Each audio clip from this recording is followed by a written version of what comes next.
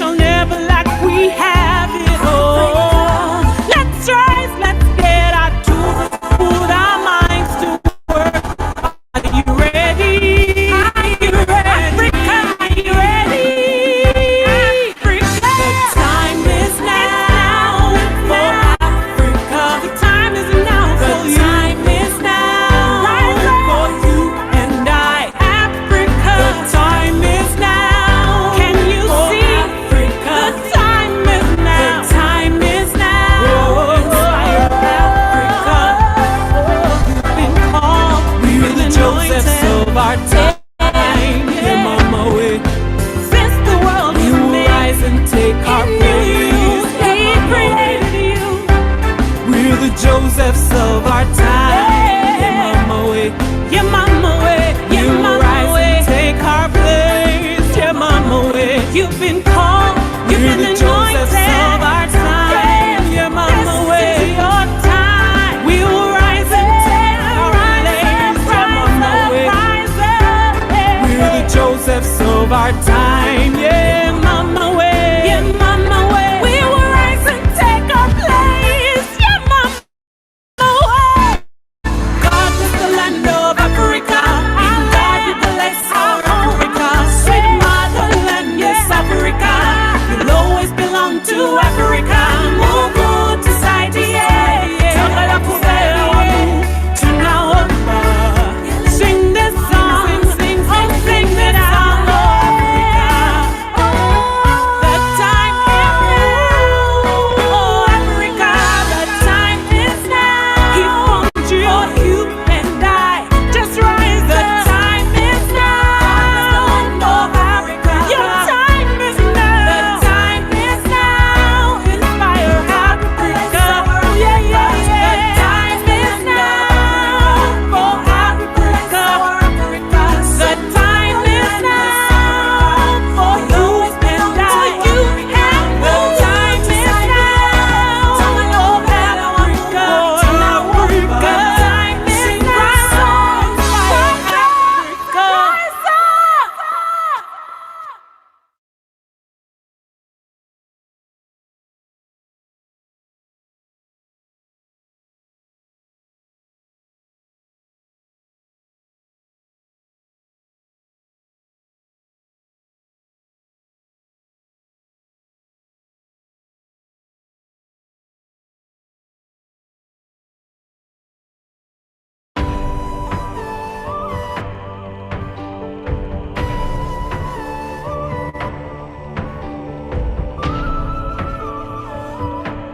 Inuka Africa.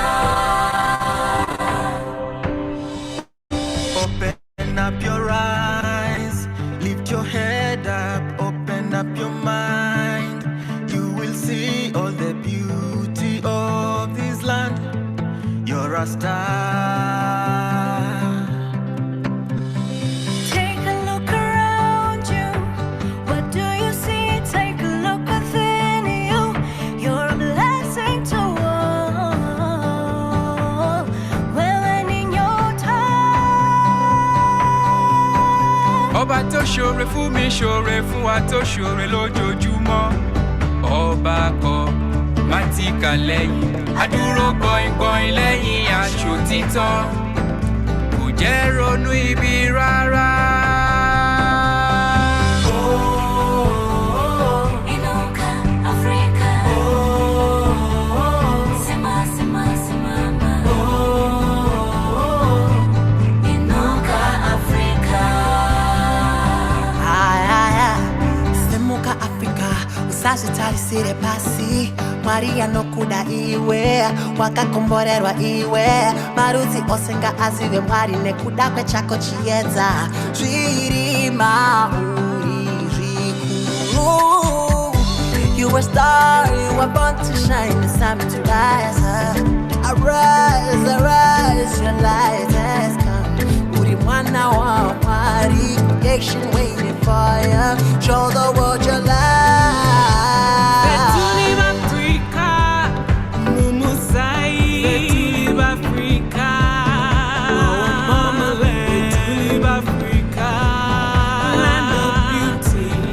Africa.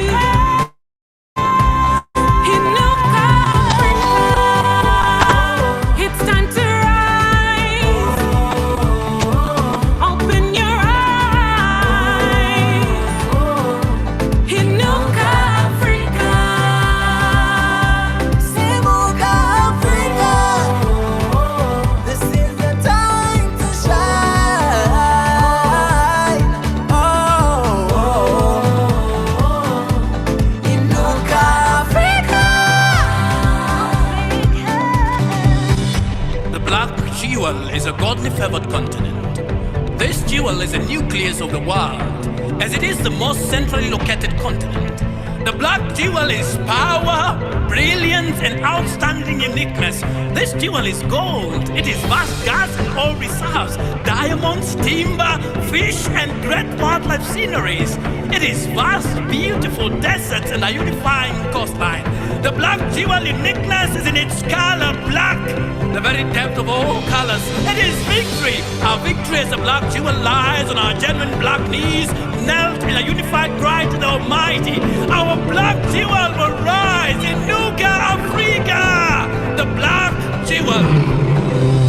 Your time has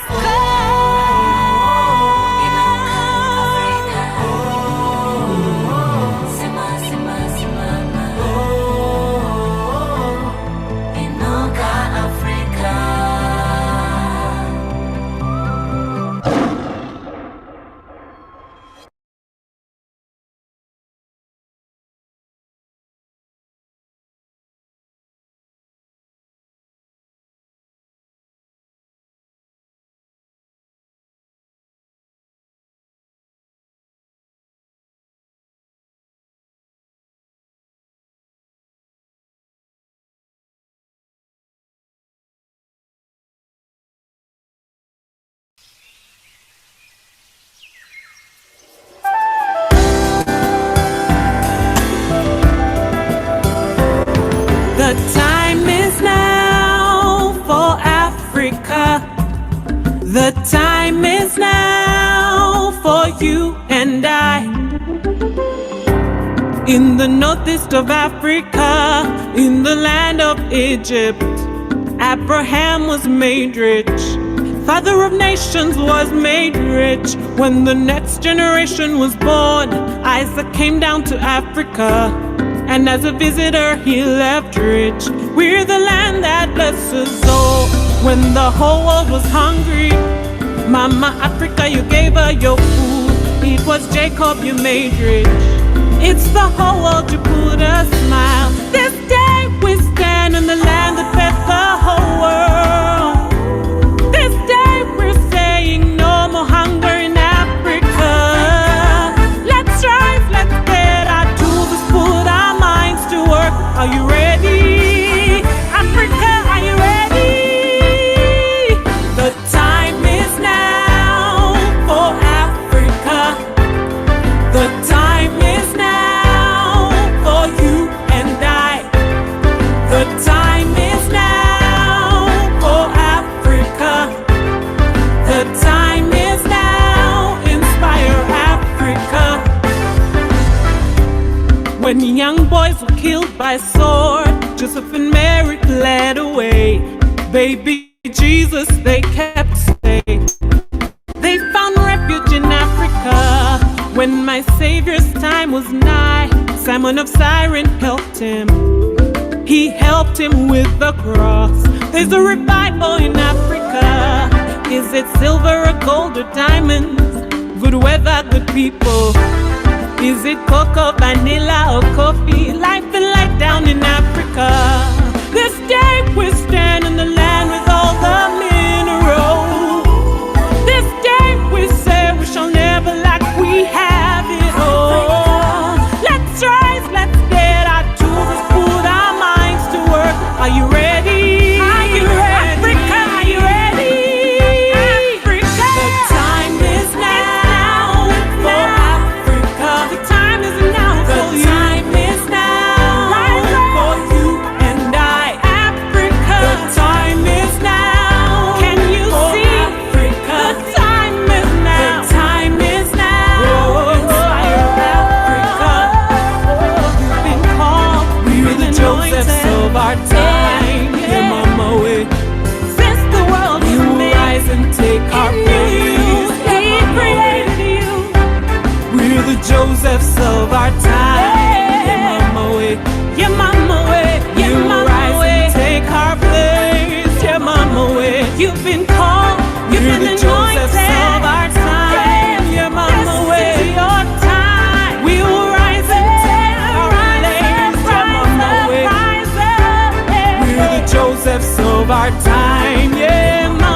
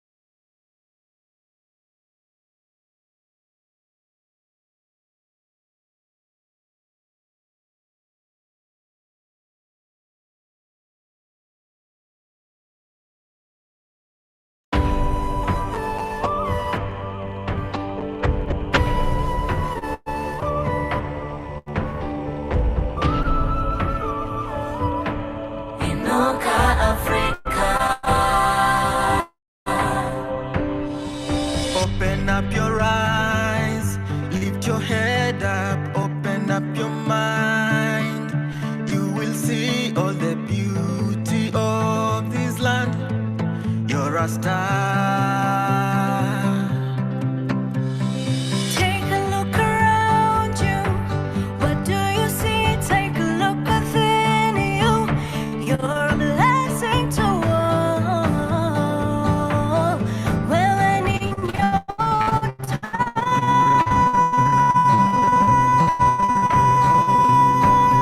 ọba tó ṣoore fún mi ṣoore fún wa tó ṣoore lójoojúmọ́ ọba kọ má ti kà lẹ́yìn adúró gbọ̀ngbọ̀n lẹ́yìn aṣòtítọ́ kò jẹ́ ronú ibi rárá.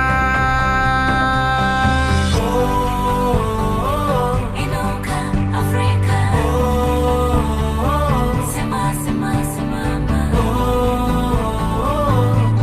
Inuka Africa. Semuka Afrika usashitarisire pasi Maria no kuda iwe wakakomborerwa iwe marudzi osenga azive mwari nekuda kwechako chiedza zviri mauri zvikuru. You a star, you were born to shine, it's time to rise up. Arise, arise, your light has come. Uri mwana wa mwari, creation waiting for you. Show the world your light. Betulib Africa, Mumusai. Betulib Africa, Mamaland. Betulib Africa, land of beauty. Betulib Africa, land of minerals. Betulib Africa, Mumusai.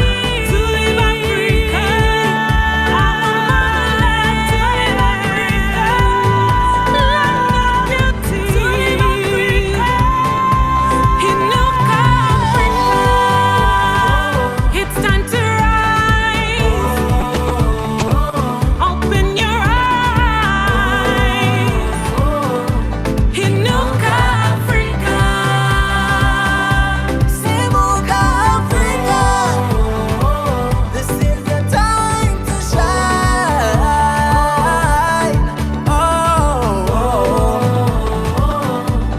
Inuka Africa.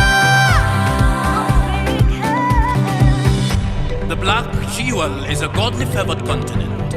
This jewel is the nucleus of the world, as it is the most centrally located continent. The black jewel is power, brilliance, and outstanding uniqueness. This jewel is gold. It is vast gas and oil reserves, diamonds, timber, fish, and great wildlife sceneries. It is vast, beautiful deserts and a unifying coastline. The black jewel uniqueness is in its color black, the very depth of all colors. It is victory. Our victory as a black jewel lies on our genuine black knees, knelt in a unified cry to the Almighty. Our black jewel will rise in Nuka Africa. The black jewel.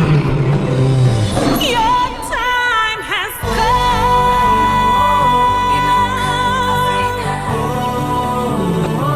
Sema, sema, simama. Inuka Africa.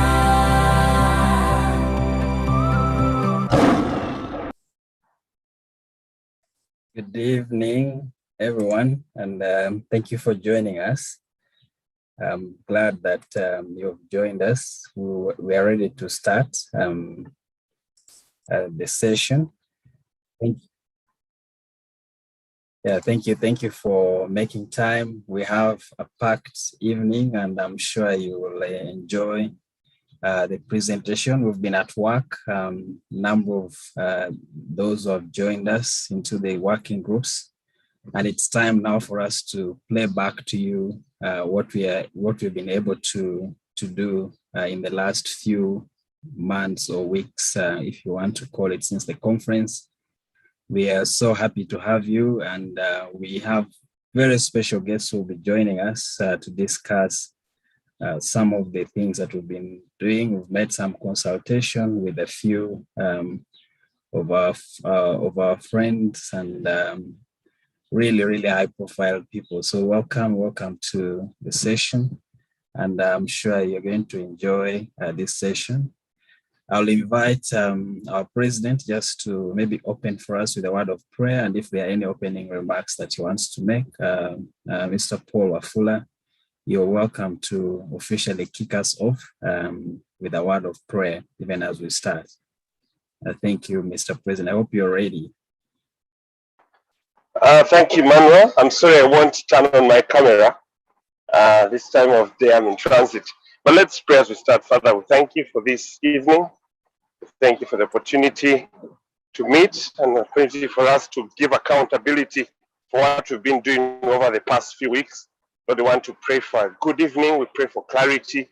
We pray for your will to be done even through tonight's session. We pray for the speakers that they'll be clear. We pray that everyone that should be part of tonight's meeting will join us. Remind those who've forgotten. We pray for a stable network. Lord, we pray that we'll have a fruitful evening. In Jesus' name I've prayed. Amen. I think mine is just to welcome everybody and thank you for joining us this evening. And like Emmanuel has said, tonight is simply an accountability of what we've been doing over the past few weeks. And we hope that as we share some of the thoughts that we have developed, that we'll get good feedback, positive feedback, that will help us to build on to what we've begun. So I'll encourage you to listen attentively and give us as much feedback as you can so that we can add value to what we've begun. Welcome once again and have a great evening. Back to you, Emmanuel. Thank you, Mr. President, for the warm welcome. I would just encourage us to use the chat. We will use the chat a lot. Whatever you put on the chat is not does not go to waste. We make sure that we take that input. So let's use the chat as much as possible. If you can, I would suggest that straight away you go to the chat and introduce yourself. Tell us where you're dialing in from or connecting from. And just share anything about yourself that you'd want to bring to the attention of those who have joined us. Do use the chat room to do that. I'm more than happy for you to introduce yourself, and during the discussions, if you have points that you want to raise, put them on the chat. Just in terms of the program, what we have today, we have our first presenter who is going to present to us the summary of kind of what we've been deliberating on, and that is Professor Madei from all the way from Gaborone, I believe, in Botswana. He will be presenting to us. He's been leading us in. We've chosen him as part of that group, that working group, to present to us. Then we'll have Dr. Kedris just talking to us about what has been done in Uganda around skills or critical skills development, which is the subject matter for the evening. And then we'll have a case study from Botswana, we do believe, and Dr. Shedrack presented to us the case study, and we thought it would be appropriate for you to just hear it firsthand from himself.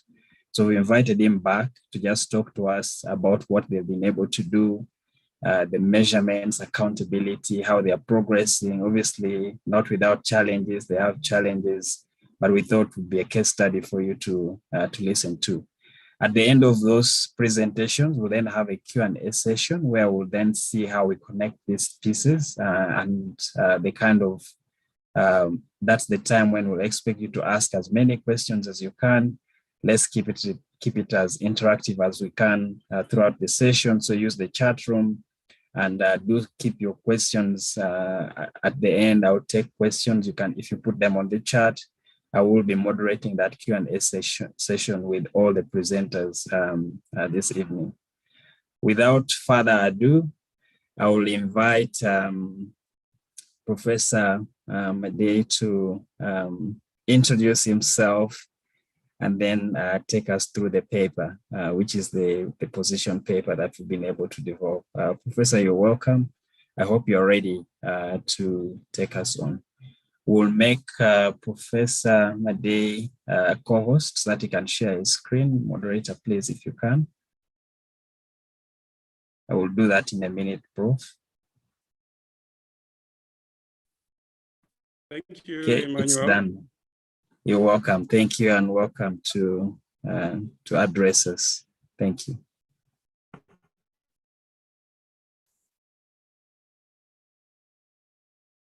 Are you able to share? Yeah, you're able to share your screen. That's good.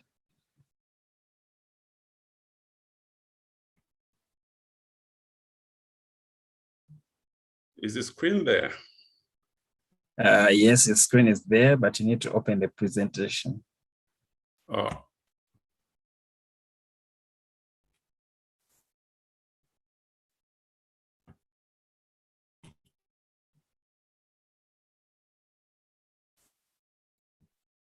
Is that better?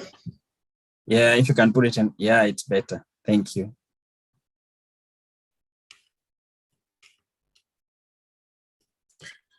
Well, thank you so much, Emmanuel. I'm representing Inspire Synergy Critical Skills team on that topic, and it has been advertised as a case for 21st century skills development. I am Made Mangori, board member of Managing Research Africa and Director Emeritus, and those are my details. Let me say upfront that this presentation is not my presentation, it belongs to the group. And we've also done a paper around this, and if you don't have that paper, I'm sure it will be made available to you. Well, tonight, my presentation outline is as follows. I'm going to start first of all by what we call our basic premise, what we call fundamental truths to base our case on. These are fundamental truths that you are free to try and refute, and we believe that they are not refutable. And this is where we actually build our case. And then after that, I'll look at the graphic picture that Africa has vis-a-vis education. Where do they see education in the number of years ahead? So I'll look at that. But the important thing to note is that we need to see whether that is consistent with our basic premise. Then after that, I'll look at the international perspective. It's also important to see whether the view of education international is also consistent with our base, as well as our base, as well as the Africa's education transformation vision. I'll briefly touch on education reforms in Africa, precisely for the same reason, to see whether it actually resonates with the basic premise that we're building our case on. And then finally, or not finally, we'll also look at 21st century skills, an organization that is looking at what skills are necessary for the 21st century. And then after that, we'll then build Inspire Synergy's case for an education curriculum fit for the 21st century for Africa. We'll focus on the challenges identified by the skills team, focus on two top challenges. We'll look at the target group because the group was saying we can't boil the ocean. It's important that we focus. We also look at stakeholders, and we're also making an appeal in terms of stakeholders that we need to come on board. We'll look at the actions that the team came up with, and we're going to request right at the end support, because what we have is work in progress, and we need all stakeholders to come on board. Let me start, ladies and gentlemen, with the basic premise. And this is very important because it builds our base. And our base is that formal and informal education is the social, cultural, economic, political, and environmental and legal currency of any civilization. And we think that this is irrefutable. This is critical for any civilization. And what you're saying is that formal and informal education is the medium of exchange for progress in society. If we don't have formal and informal education, then we are not going to have progress in society. It is the medium of exchange for progress in society. The exchange is ignorance for knowledge, ignorance for skills in general, and critical skills in particular, ignorance for right attitudes, ignorance for creativity and innovation, ignorance for standards.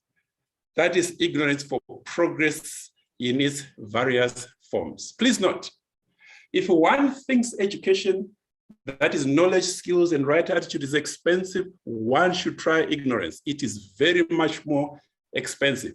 If there is going to be progress in social, cultural, economic, political, environmental, etc., legal sector society, it is because of informal and formal education. Ladies and gentlemen, society is made of and is the mirror image of its formal and informal education. If one wants to destroy society, it has been argued, wants to destroy its schooling system from preschool to university, and the result will be profound. The result will be profound because a teacher is a teacher because of, a medical doctor is a medical doctor because of, an engineer is an engineer because of, a pilot is a pilot because of. You can complete these sentences for yourselves, ladies and gentlemen, and add some more sentences to cover your own profession on the area of expertise. It is true, society is made of and is the mirror image of its formal and informal education. We all cannot argue with that, and that's part of our basic premise in building this case. Formal and informal education is the currency that produces progress or lack thereof in any society, and this is irrefutable. Humanity will progress or remain stagnant or retrogress, predicated on the foundation of the nature, level, and quality of its education. The process and rate of acquisition of knowledge, skills, social acceptance, behaviors, and attitudes, ladies and gentlemen, determine how developed or underdeveloped humanity becomes.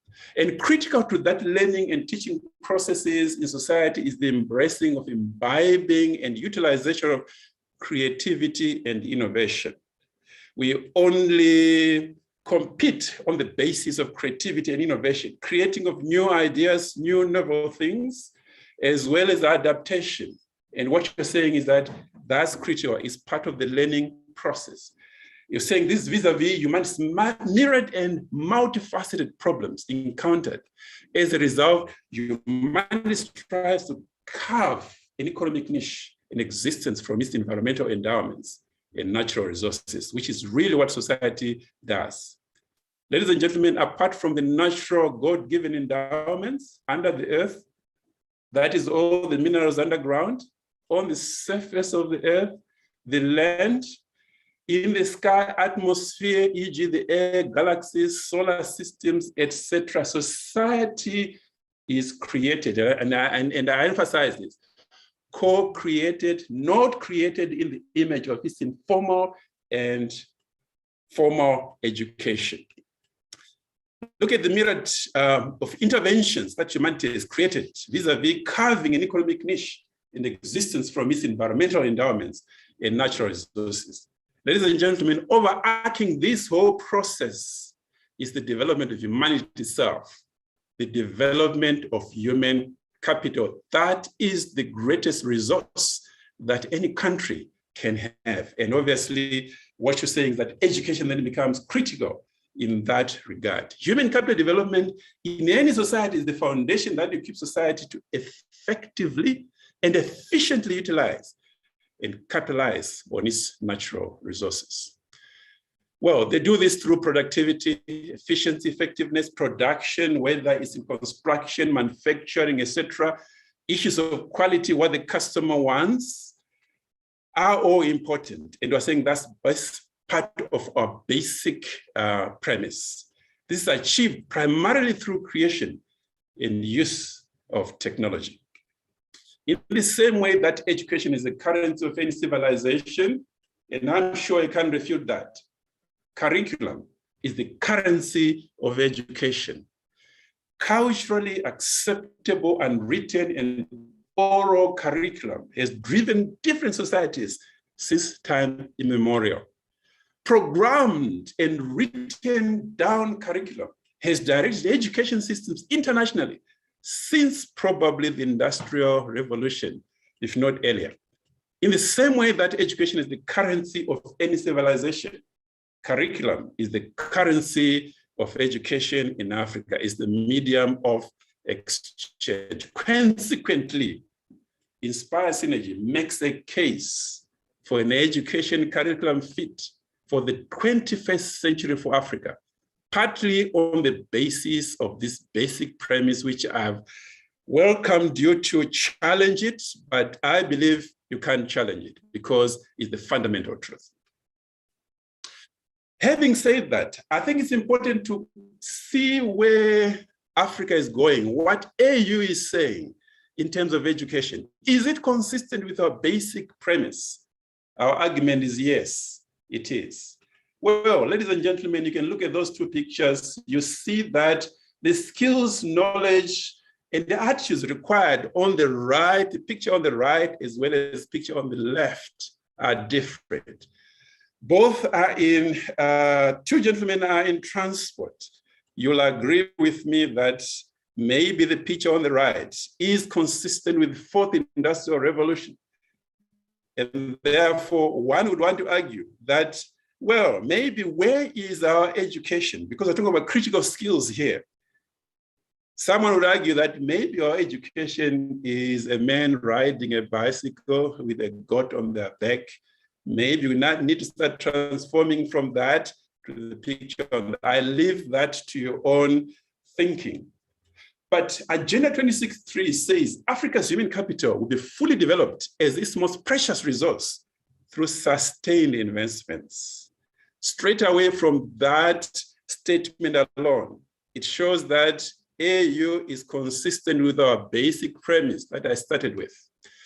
Agenda 26 calls for an action that states the importance to catalyze education and skills revolution. Why do that if it's not important? Actively promote science, technology, research, and innovation. All right, very important. Build knowledge, human capital, capabilities, skills to drive innovations.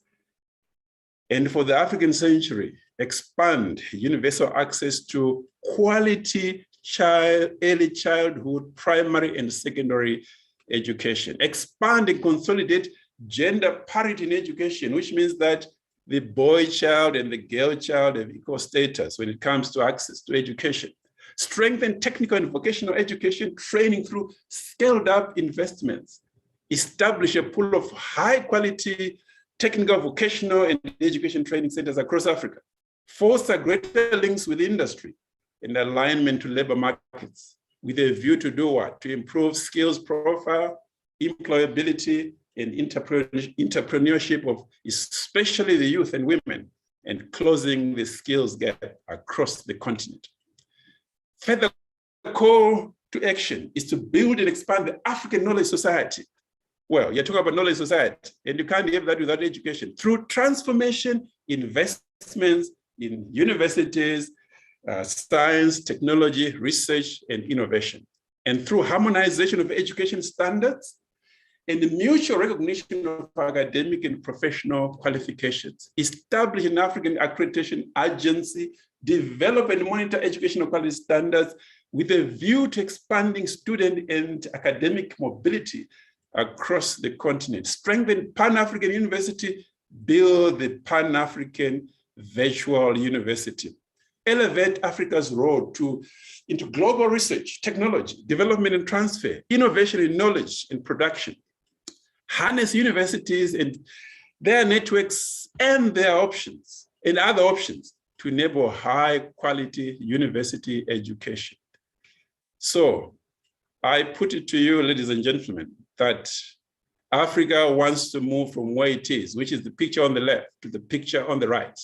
And this, I put it to you that this is consistent with our basic premise Formal and informal education is the social, cultural, economic, political, environmental, and legal currency of any civilization. Well, Africa, we now know the perspective of Africa. How about the international perspective? Do they agree with the basic premise? I would argue as well and say, yes, they do. UNESCO, the Director General argues that the response to interwoven global challenges should be surfaced from deep within the spirit of collective humanity. What does that mean? She believes that a paradigm shift is called for that sees through the risks and opportunities confronting humanity. She categorically mainstreams the role of education in this process. She views education as a catalyst for building a better and more sustainable future for all. She acknowledges the popularity, currency, and recognition of this perspective globally. She argues further to create a world that is more just, peaceful, sustainable. All individual societies must be equipped and empowered by knowledge, skills, values, as well as being instilled with a heightened awareness to drive such a change. This is where education has a critical role to play. They advocate for education for sustainable development. So you can't have sustainable development if there is no education. Yes, this is about shaping a better tomorrow for all, and it must start today. Ladies and gentlemen, I put it to you that this is consistent with our basic premise. Formal and informal education is the social, cultural, economic, political, environmental, legal currency of any civilization. Well, let's move on to the reforms that happened in Africa in terms of education. 1960s, we all know that marked the end of colonial rule and the attainment of self-rule in many African countries. Many African countries became independent. We all know that. Tanzania, 1961, Zambia, 1964, Botswana, 1966, Uganda, 1962, and so on and so forth. But notice one thing, education therefore became a weapon for liberation against colonialism and the vehicle for national building, according to Chidonge. European Commission in 2009 argued that the US, Europe, USSR were under pressure of recession and financial crisis. They were also trying to cope with the demands of these emerging nations. So the scenario led to many developed countries adopting a more cooperative and collective approaches with the developing countries in critical sectors such as education and health. This new approach to cooperation became a precursor towards greater globalization in Africa, particularly in education and economic trade. And obviously the two important institutions, the World Bank, IMF, took an interest, obviously, in terms of the education in Africa, in its funding. And obviously, you know that he who funds also will dictate the terms. So Bebels and Tor argue that as a consequence of globalization, education policy in Africa was internationalized as an apparatus for national development, but not necessarily for the good of Africans, but for other interests. Research on the impact of globalization on the education transformation of developing countries carried out by Zaja indicates that in Africa, education reforms were largely imposed on weaker states. So there were varying interests. There were interests vis-a-vis education. The recipient countries neither had the capacity nor the resources to effectively implement the reforms according to Morton. Global influence education became a pivot of a new era of prosperity, justice, and democracy. And financial institutions, obviously the World Bank, became not only sponsors of many of these education reforms, but advisors and champions these reforms, particularly in developing countries, in Asia, Africa, and Latin America, according to Cleese. A specific policy was systematically and informally designed, administered, and valued by international financial institutions, particularly in education and other social sectors, to ensure cost effectiveness as they defined it. So in this way, political power, including major decisions on the education system, was transferred from the indebted countries to the multilateral institutions, therefore defeating local ownership of the reforms. Developing countries had to alter their educational policies to suit the donor agents' visions, but at the risk of losing their indigenous traits. And Morton argues that trade-off of local education policies in favor of global did not yield significant results, especially with regard to quality and efficiency of education management. For example, the imported education policies were applied to local learners as if the culture of the local students was similar, and the culture from where the policies came from. This resulted in cultural shock and subsequent resistance to learning. Limited expertise to manage the reforms became another challenge in managing the reforms. I put it to you again, ladies and gentlemen, that this is consistent with our basic premise that formal and informal education is the social, cultural, economic, political, environmental, and legal currents of any civilization. Well, just focus on one organization that is articulating the need for 21st century skills. The Center for Curriculum Redesign argues that most of the education transformation efforts worldwide are focused on the how of education, which is very laudable, but very little is being done about the what. Education much needs innovative curriculum to be adapted to the needs of the 21st century student and society. And so the question that they pose is education relevant enough to this century? Are we educating our students to be versatile in the world that is increasingly challenged and challenging? The Center for Curriculum Redesign addresses the fundamental question of what should students learn for the 21st century, and openly propagates its recommendation and frameworks on a worldwide basis to prepare students for the evolving workplace. It's necessary to instill in them the competencies relevant today. They call these the 21st century skills. These skills, though, are not necessarily limited to the world of technology. In fact, many of them have little to do with technology. They argue that they provide a short list of some of the kinds of skills they call 21st century as critical thinking, creativity, collaborating, informational skills, media literacy, technology, leadership, initiative, social skills, productivity. That is the list that they came up with. But obviously every country will have to look at that and see what's suitable to itself. Is this consistent with our basic premise, ladies and gentlemen? I put it to you that this is consistent with our basic premise. Formal and informal education is the social, cultural, economic, political, environmental, and legal currency of any civilization. Let's now focus on Inspire Synergy's case. We just hope that what we're trying to do is to fix Africa. And obviously we need your help in terms of the tools to make sure that those tools are appropriate for what we're trying to do. So given the above exposition, Inspire Synergy is definitely on point. There is a need. There is a case, a compelling case to revamp education curriculum and produce one that is fit for the 21st century for Africa. We believe our basic premise stands. As we say that, look, these are fundamental truths to base our case on, that we've articulated, and we've invited you to test that foundation to see whether it stands. We believe it stands. This is in line with the vision continentally of the African Union.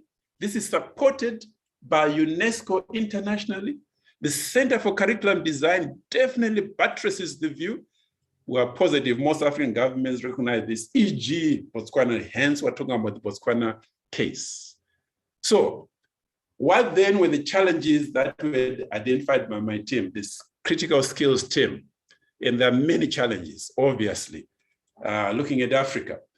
And some of those challenges that were articulated are poverty, unemployment, entrepreneurship culture, not firmly established, outdated curriculum, low emotional intelligence, the internet issue, accessibility, consumerism, low innovation, poor research startups, poor analytical thinking, poor technology advancement. So the team could not boil the ocean. So they decided to strategize. What out of those skills can we focus on? All right, so that when we hit those one or two issues, we will hit the rest by the impact that we create. So the two that came out were outdated curriculum and unemployment. So that was the focus of the team. And the reason being, if the issue of curriculum is sorted out, unemployment will in the long run be dealt with. Like we said, we can't do everything because of limited resources. So the team decided on a target group.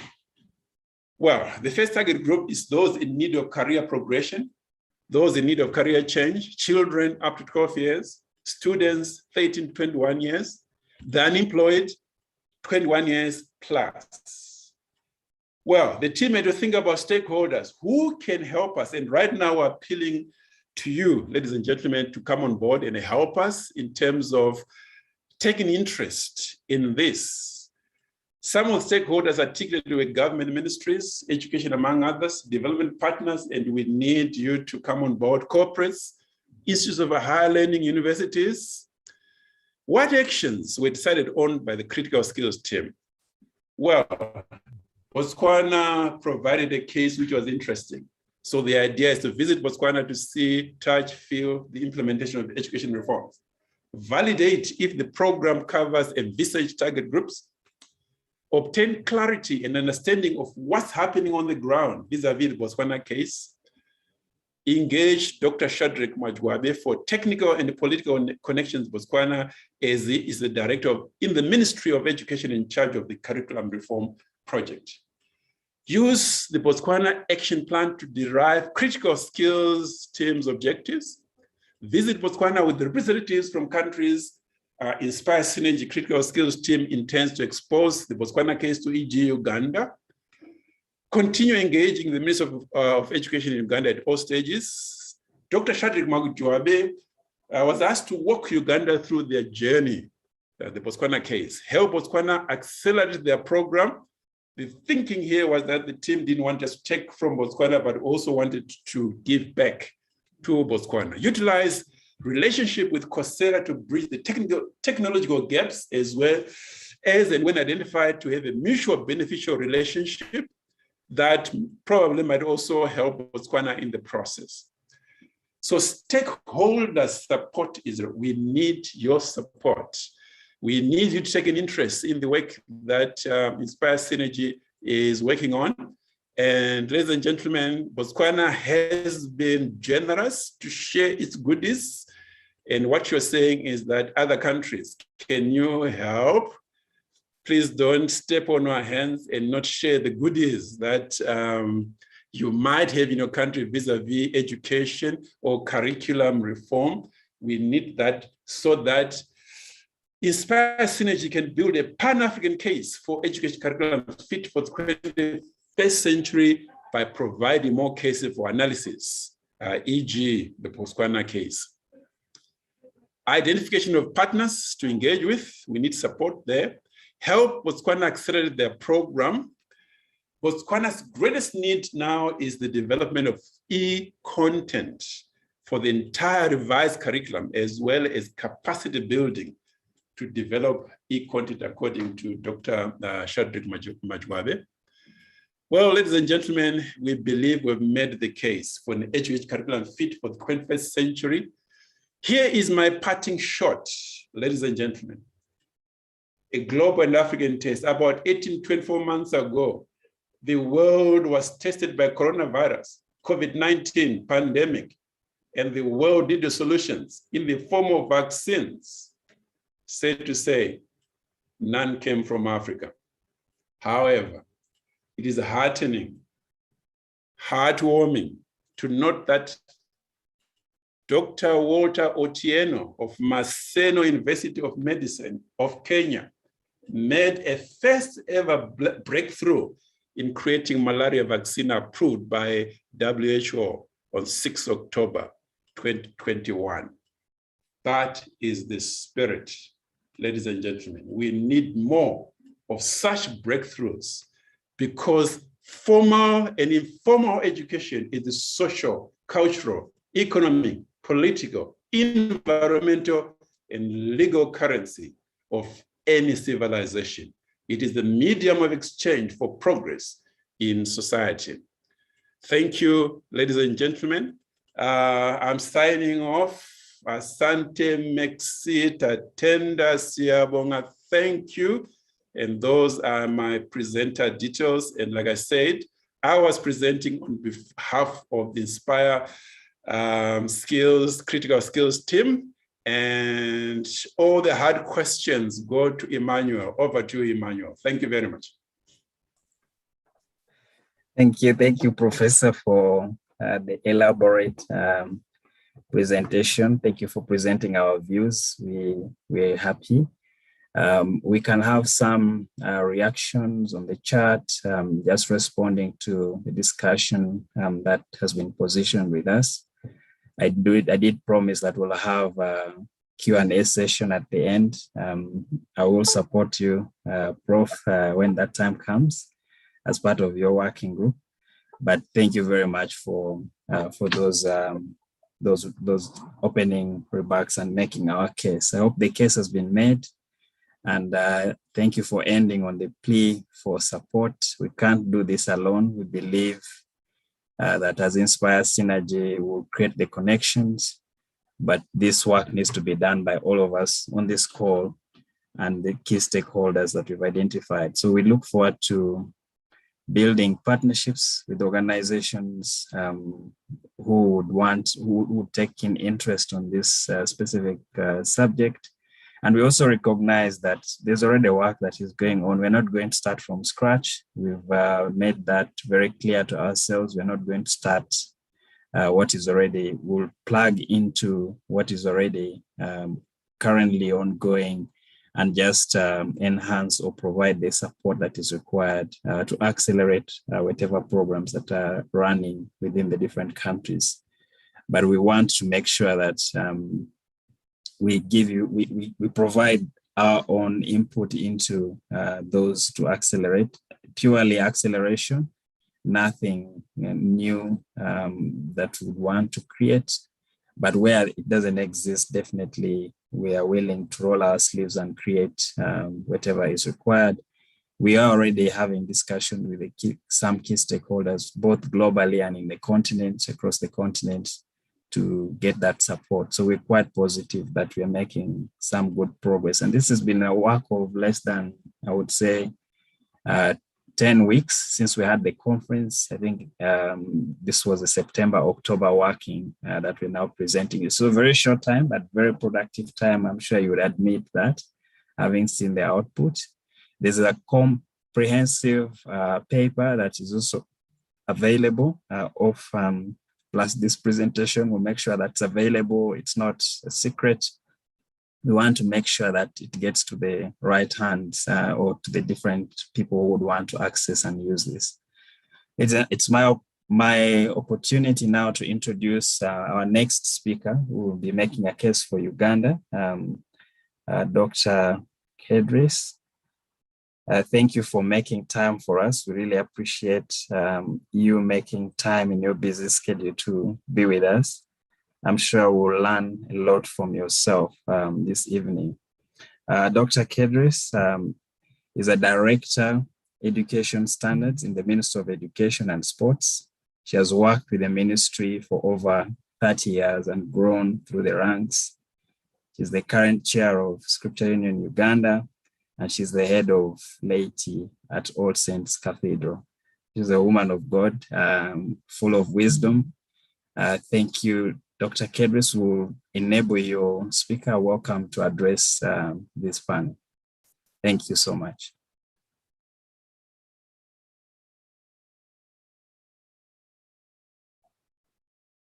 Did we lose Dr. Kedris? Thank you very much, Emmanuel. And good evening. Good evening. I hope you'll be able to share my presentation. I sent it over. Okay, let's do that for you. We'll do that. And I'm using my here. Okay, thank you.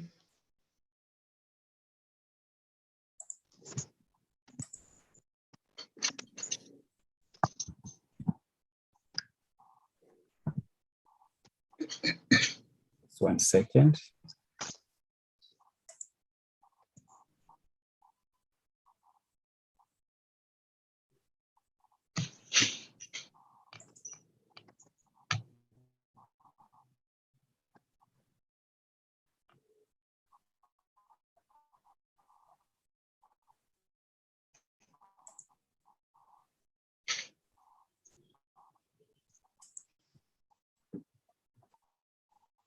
Just 1 minute.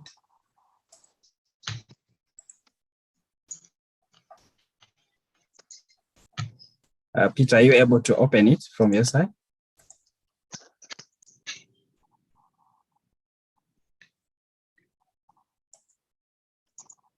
Mr. Baguma? Let me try. Okay.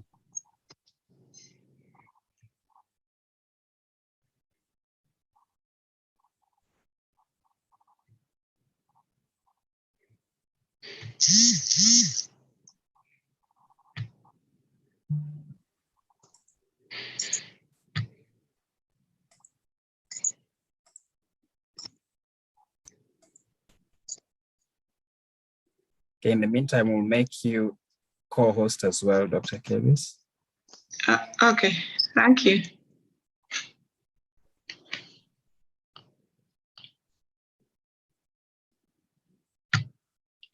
Peter, any luck?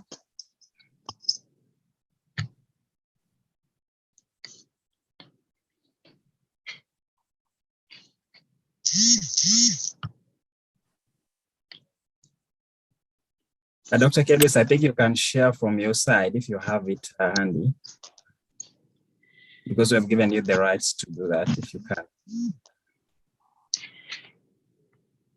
Okay, let me try.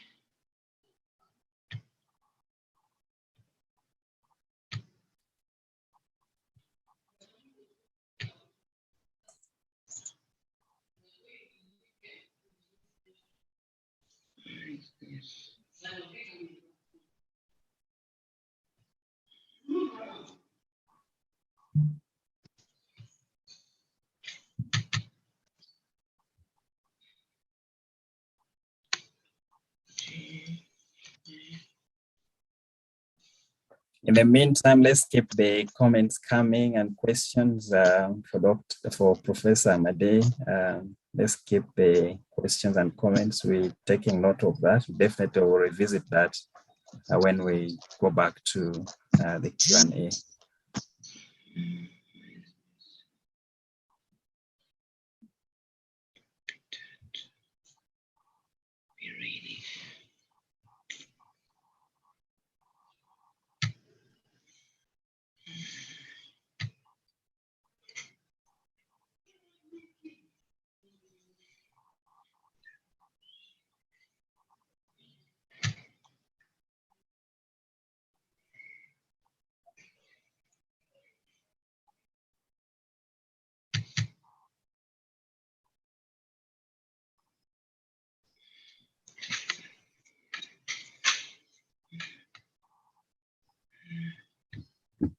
Any luck, Doc?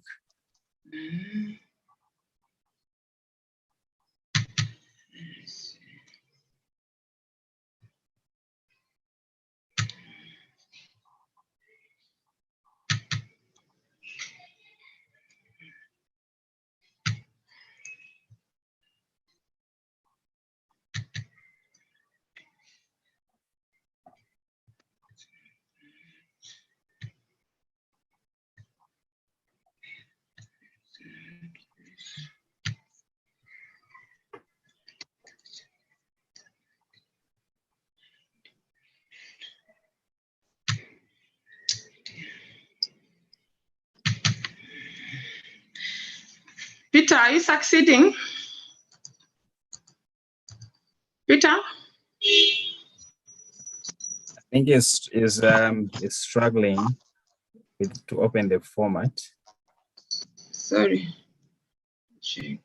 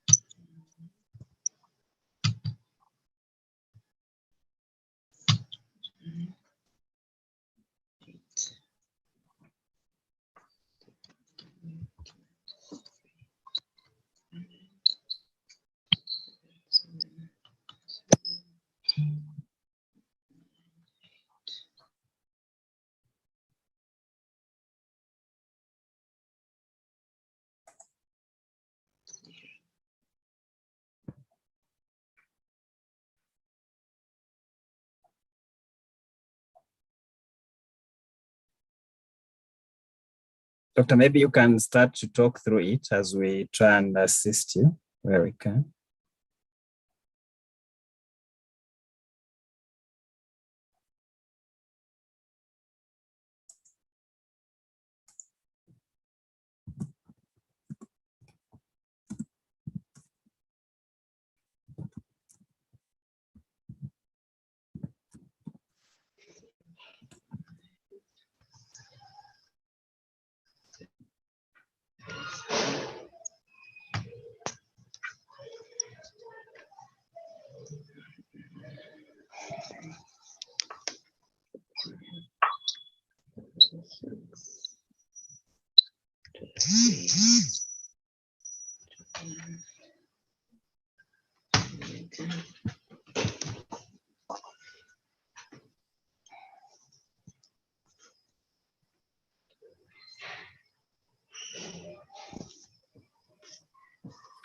Dr. Kedris?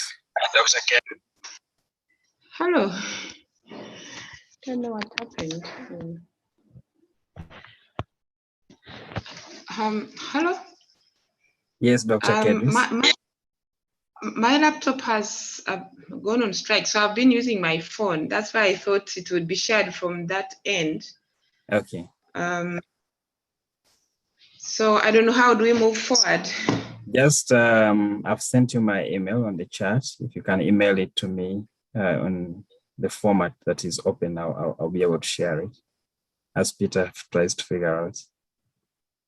But in the meanwhile, you can start as well. Okay, I think so. I think I need to start.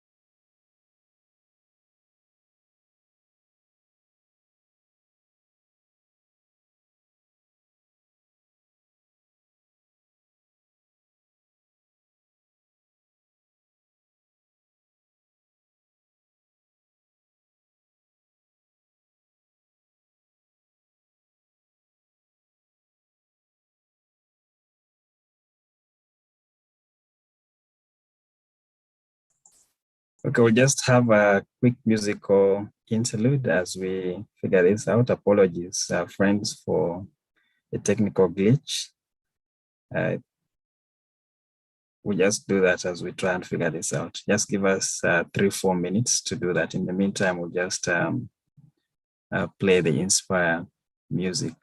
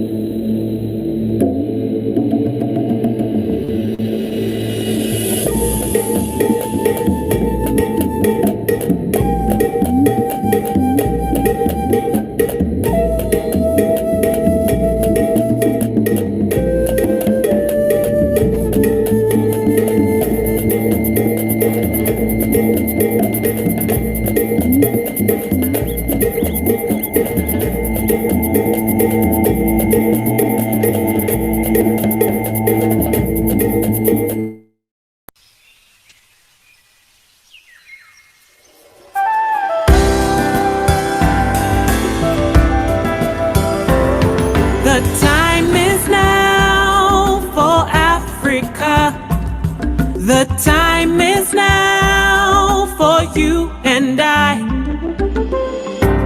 In the northeast of Africa, in the land of Egypt, Abraham was made rich.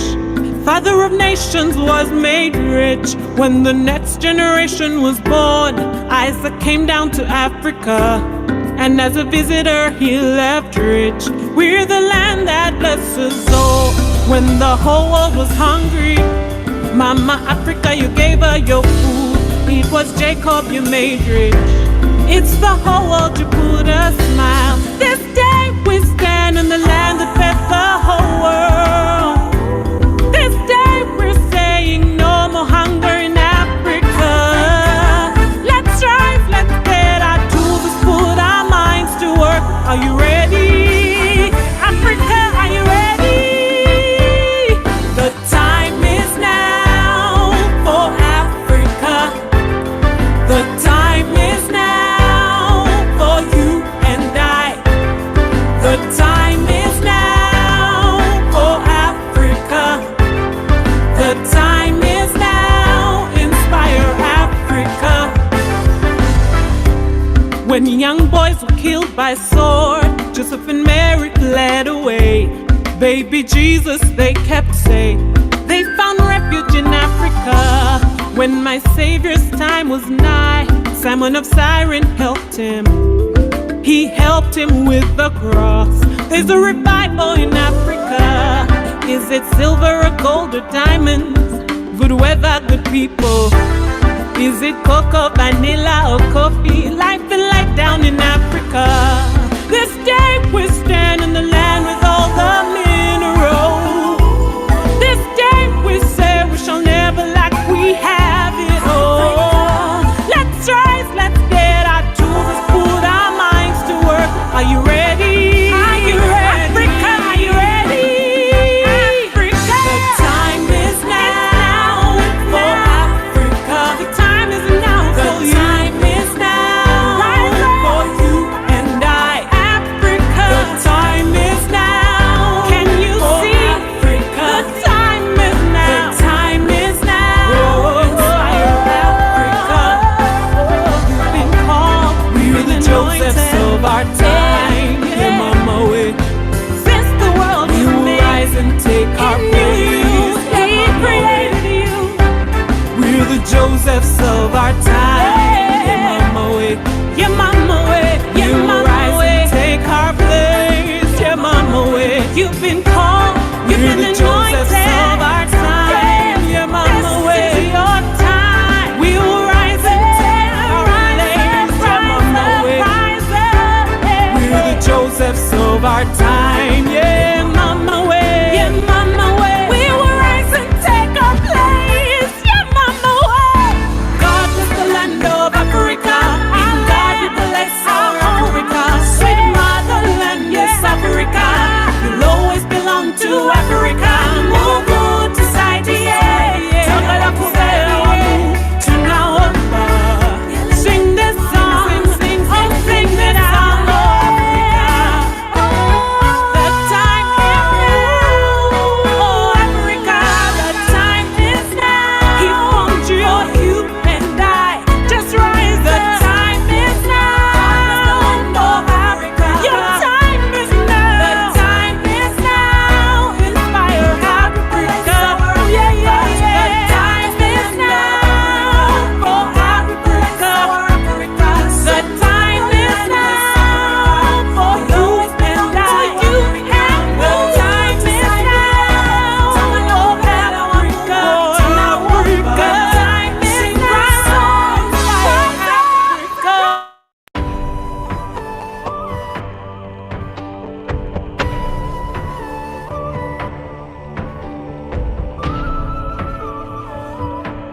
Inuka Africa. Open up your eyes, lift your head up, open up your mind. You will see all the beauty of this land. You're a star. Take a look around you. What do you see? Take a look within you.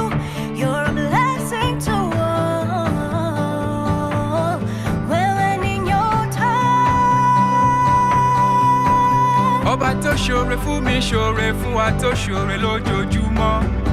Ọba kọ má ti kà lẹ́yìn. Adúró gbọ̀ngbọ̀n lẹ́yìn aṣòtítọ́. Kò jẹ́ ronú ibi rárá. Inuka Africa. Sema sema simama. Inuka Africa. Semuka Afrika, usashitarisire pasi. Maria no kuda iwe, wakakomborerwa iwe. Maruti osenga azive mwari nekuda kwechako chiedza. Zvirima uri zvikuru. You were a star, you were born to shine. It's time to rise up. Arise, arise, your light has come. Uri mwana wa mwari, creation waiting for you. Show the world your light.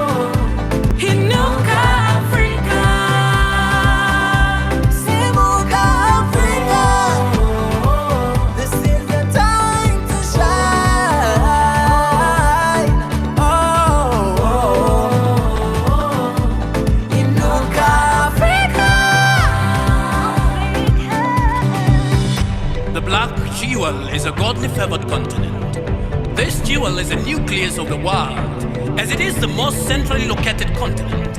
The black jewel is power, brilliance, and outstanding uniqueness. This jewel is gold. It is vast gas and oil reserves, diamonds, timber, fish, and great wildlife sceneries. It is vast, beautiful deserts and a unifying coastline. The black jewel uniqueness is in its color black, the very depth of all colors. It is victory. Our victory as a black jewel lies on our genuine black knees, knelt in a unified cry to the Almighty. Our black jewel will rise in Nuka Africa, the black jewel. Your time has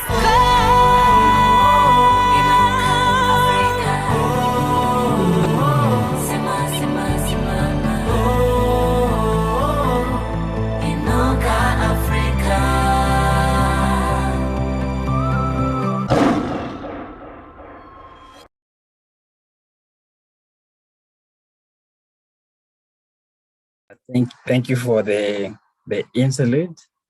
We're still trying to solve the technical challenge with the document. I think it's just the format, but in the meantime, let's just address some of the questions that have come through the chat. There were two questions from John Yahweh. If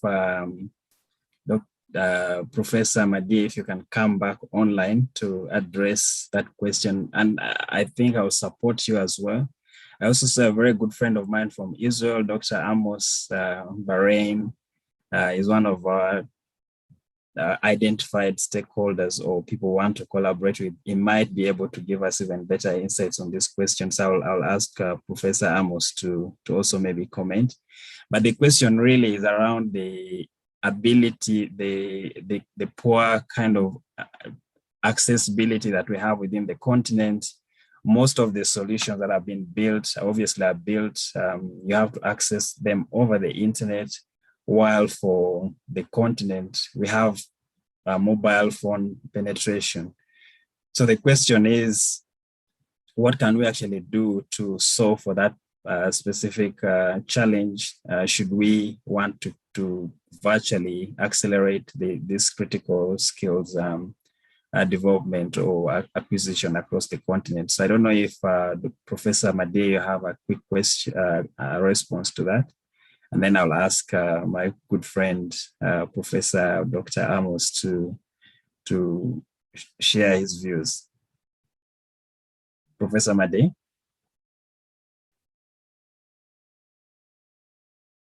Any thoughts, Professor Made? I think pass it on to the other gentleman. I'm still thinking. Okay. All right. But I think the answer is yes, this is a challenge, and we're looking for solutions that will actually be able to overcome that challenge. I think we already have opportunity from a continental perspective of mobile phone penetration across the continent. We do believe that any platform that enables content to be shared over that network should be able to have the appropriate coverage that we have. The smartphone penetration is still a challenge, but mobile phone penetration in the continent has grown. I think every home state, I would say, would have at least a cell phone. May not be of that high quality in terms of smartphone, but we believe that any solution that uses a specific technology called USSD should be able to address that challenge. And we're exploring with our partners who have developed these platforms to make sure that we develop platforms that talk to the environment that we are in, which is Africa. I'll ask Professor Amos, one of those who have developed some platforms. I know he has developed a platform called Academy City. I'll ask him to just see if he can respond to that question. Professor Amos? Yes. If you can go ahead and make some comments, if you have, around the technology of USSD to enable Africa access the solutions. Well, the platform we have is based on 4 layers. One is the management of the e-learning, and the e-learning include from uploading the material for every course up to a smart whiteboard and include conferencing. All those technologies are already embedded together, which allows you to really run almost any course you wish to do. Secondly, we have also technology that has to do with simulation. A lot of learning today, people, especially the new generation, they like to learn by experience, learn by gaming. So we use gaming in a lot of our stuff. I use it a lot in finance, and now we're doing it also in electrical engineering. So you develop the student is interactive. It's really like he's with his smartphone. It can be on the bus, or it can be on the train or whatever, and it can play with that one. Conferencing is embedded.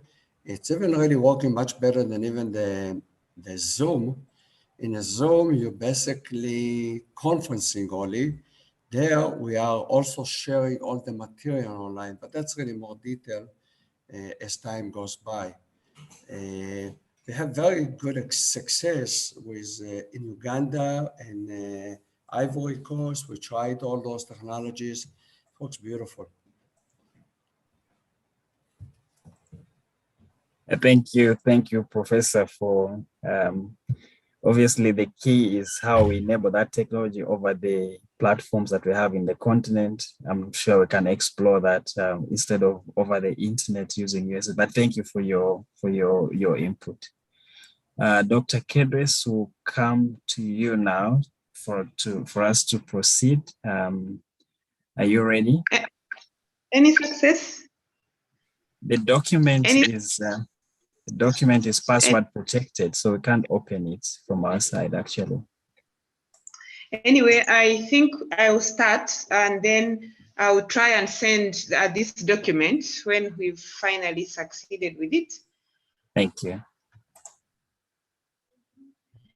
Thank you very much. I want to apologize most heartily to all of us who have been waiting, and to really want to thank you, Inspire Synergy, for this initiative and the work you're doing for our great continent.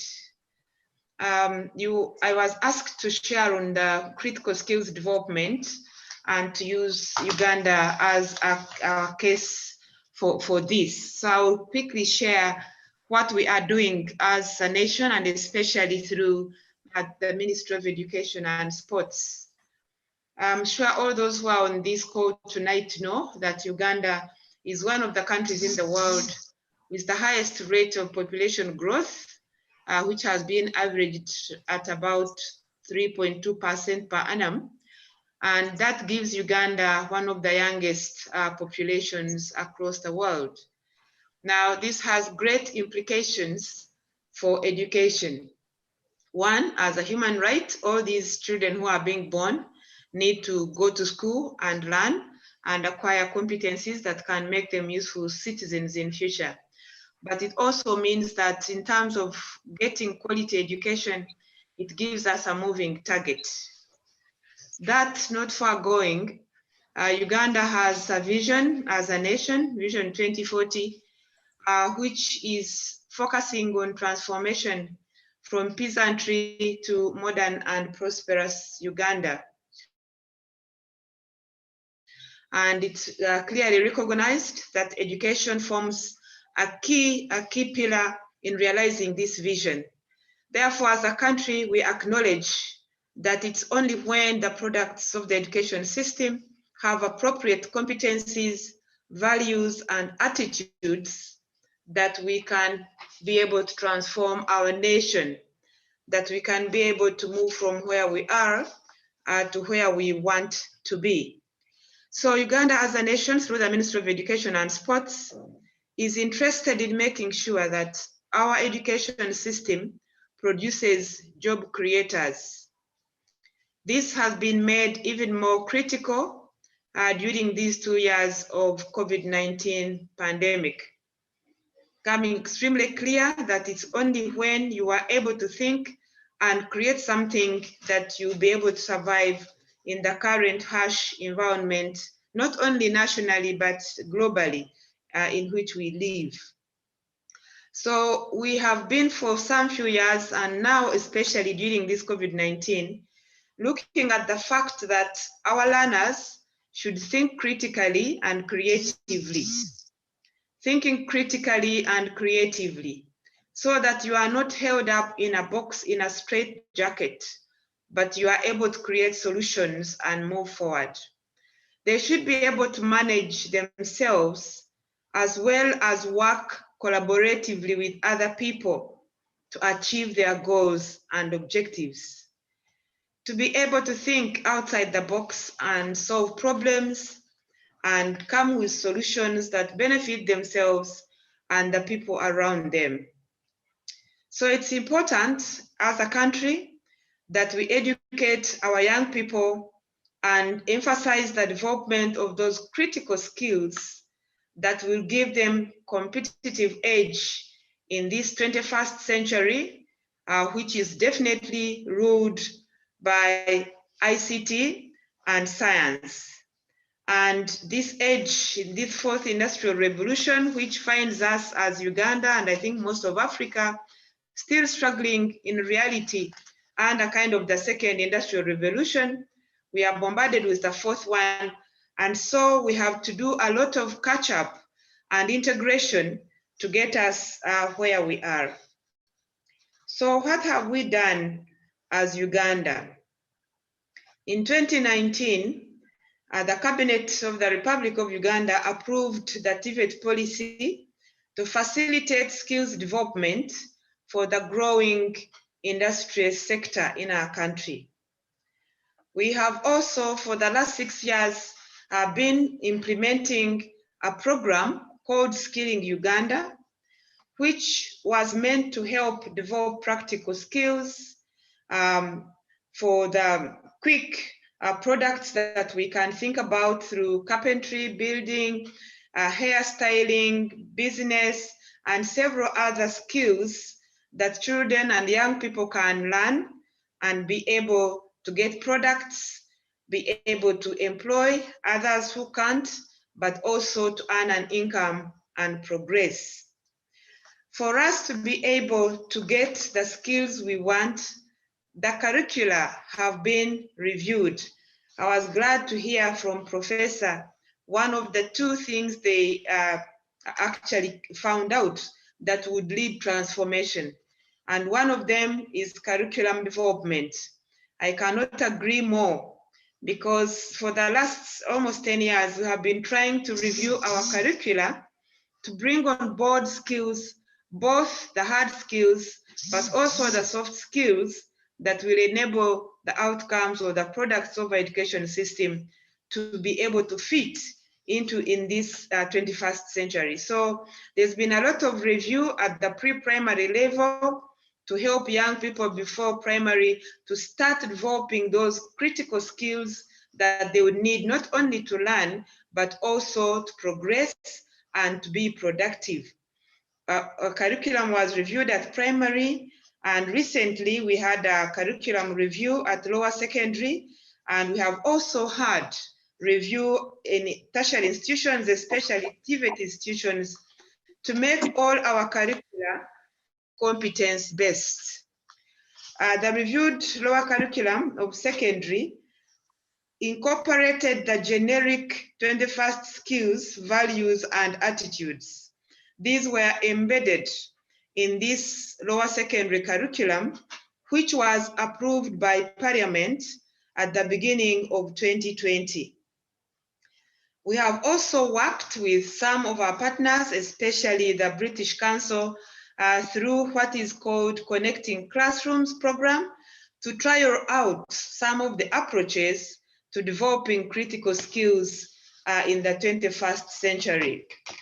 I want to briefly share with you what is in the lower curriculum, because it was approved in 2020, then we had COVID-19 coming in, but it's something we are excited about, which we are moving forward to implement. In the lower curriculum that was reviewed, the emphasis is on the 21st century skills. And in the curriculum, they've been called generic skills. These have been integrated into all the subjects. The skills lie at the heart of every subject, and they must be developed among all the graduates who will finish the lower secondary, which we commonly call O-level here. The skills that are emphasized in this curriculum include critical thinking, problem solving, creativity and innovation, communication, cooperation and self-directed learning, mathematical computation, and ICT proficiency skills. These skills in our reviewed curriculum allow young people to develop into lifelong learners who can adapt to change and cope with the challenges of the 21st century. Together with the curriculum, the assessment modality has also been reviewed, and some of these generic skills, which cannot be assessed by pen and paper, will be assessed through observations of the activities undertaken by various learners by their teachers on the day-to-day basis. Each of the learners then would be expected to do a project, and this project can be assessed at the end of senior 3 by what we call DIT, the Directorate of Industrial Training, and then a learner would come out of O-level with a certificate in a specific competence that was assessed by DIT, but also with the certificate at the end of O-level, the UCE certificate. So the learners will have an opportunity to demonstrate their competence, and they will also have an opportunity to demonstrate work readiness starting from senior 3. This assessment leads to an award of a work pass at level 1 in our Uganda vocational qualification framework. We have a qualification framework, and when these young people who do the revised curriculum have had their tests done, assessment done at the end of senior 3, they will be able to get that certification or that award, which is considered level 1 in our qualification framework. The first skills-based subject expected in the lower secondary curriculum include those which can enable them to join the world of work, but also enable them to acquire gainful employment at various levels in their education system, in their education life, or even when they fail to continue with higher education after O-level. And these subjects include agriculture, which is our backbone as a nation. They include you know that, but I'm still doing how to do the bread. You haven't washed your hands. Who's me? I don't wash my hands. Sorry about that, Dr. Keris. You can continue. We'll just unmute the person.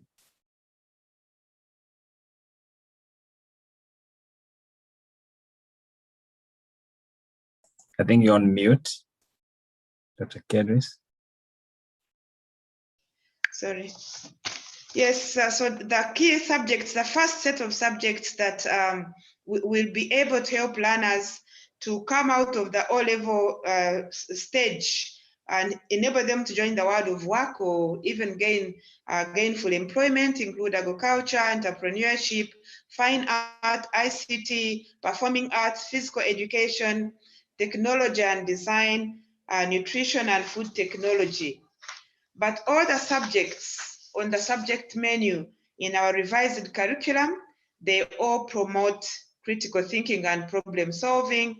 They all promote creativity and innovation and all these other skills as I had mentioned before.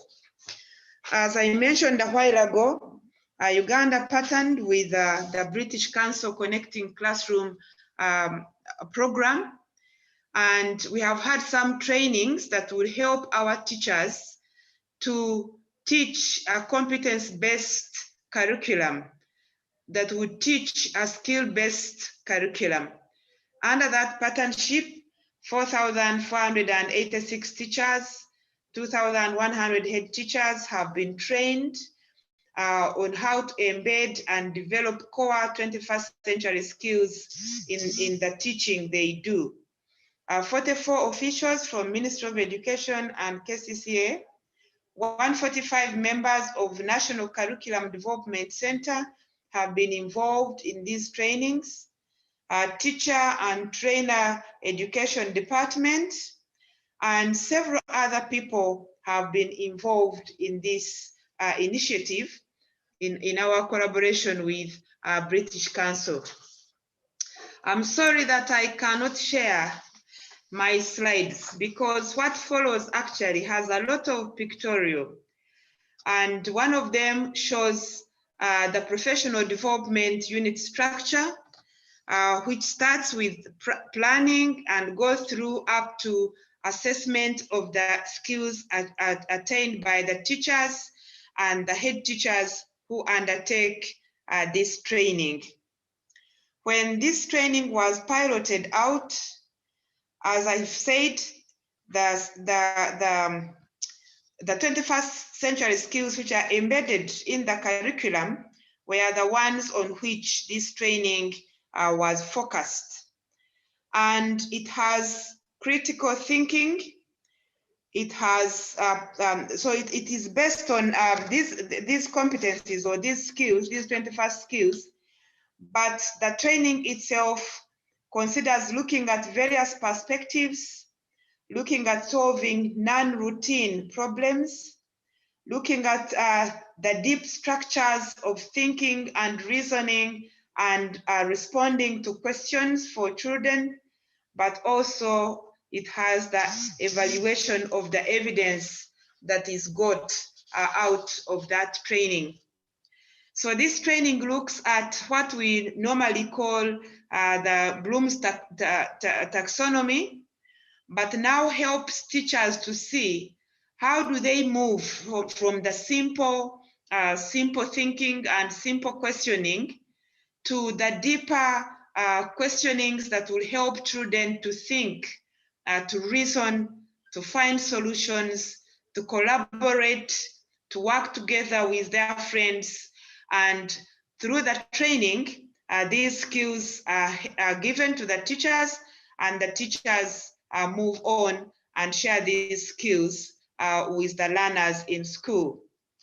I'm so sad that I can't share with you some of the pictures because the learners in some of the schools in the rural places where this training was piloted were able to do tremendous things that you would not think they would do.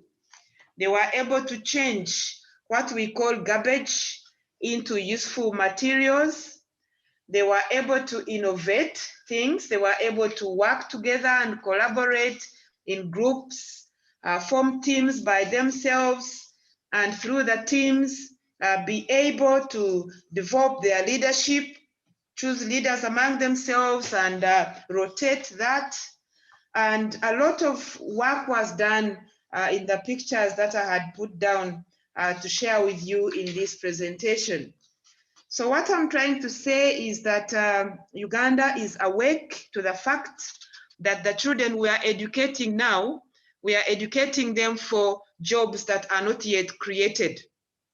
So we are educating them with that understanding that they just need to be given skills for lifelong learning, skills that will help them learn in a new environment, adapt, and be able to thrive and be productive. So I'm glad that you have come together as a team to look at it from the continent, because I know that God has richly blessed the continent of Africa, but we have had challenges and hindrances.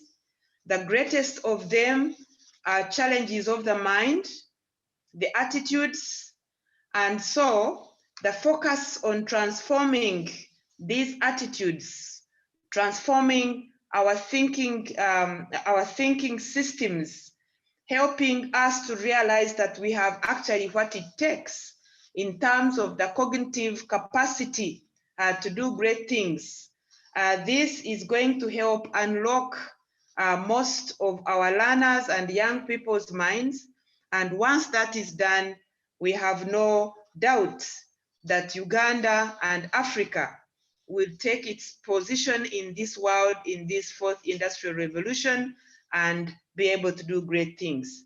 So during this COVID-19, the reawakening on the use of ICT has become more alive. And as I speak now, the e-learning agenda in education is about to be completed, but also the ICT policy is about, ICT in education policy is about to be completed, so that we can see how to roll out the use of ICT into the actual teaching learning process, not just as a tool for sending emails and accessing whatever, but in the teaching learning process. So we hope that soon that agenda strategy will be ready, and then we can progressively roll it out to schools and train teachers how they can use the ICTs to be able to deliver their teaching and for the learners to receive their learning. So I want to thank you very much once again for this wonderful opportunity you've given us to share part of our experience. I'm hoping that I can send you this presentation and then it can be shared with all of you who have been able to attend on this call tonight. Thank you very much.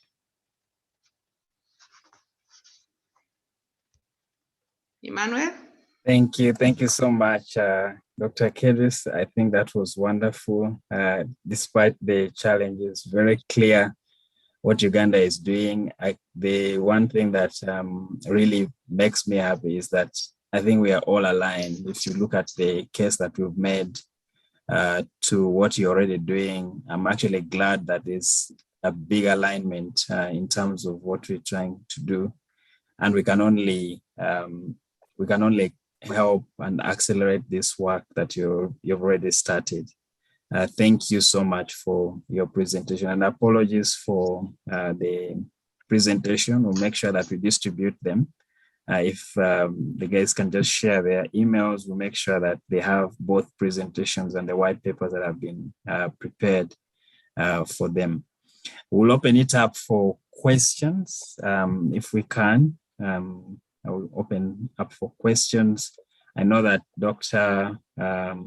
Shadrach is also struggling with network, but as soon as he joins us, he will be able to address the questions. But we have his paper, which will also circulate in terms of what they've done.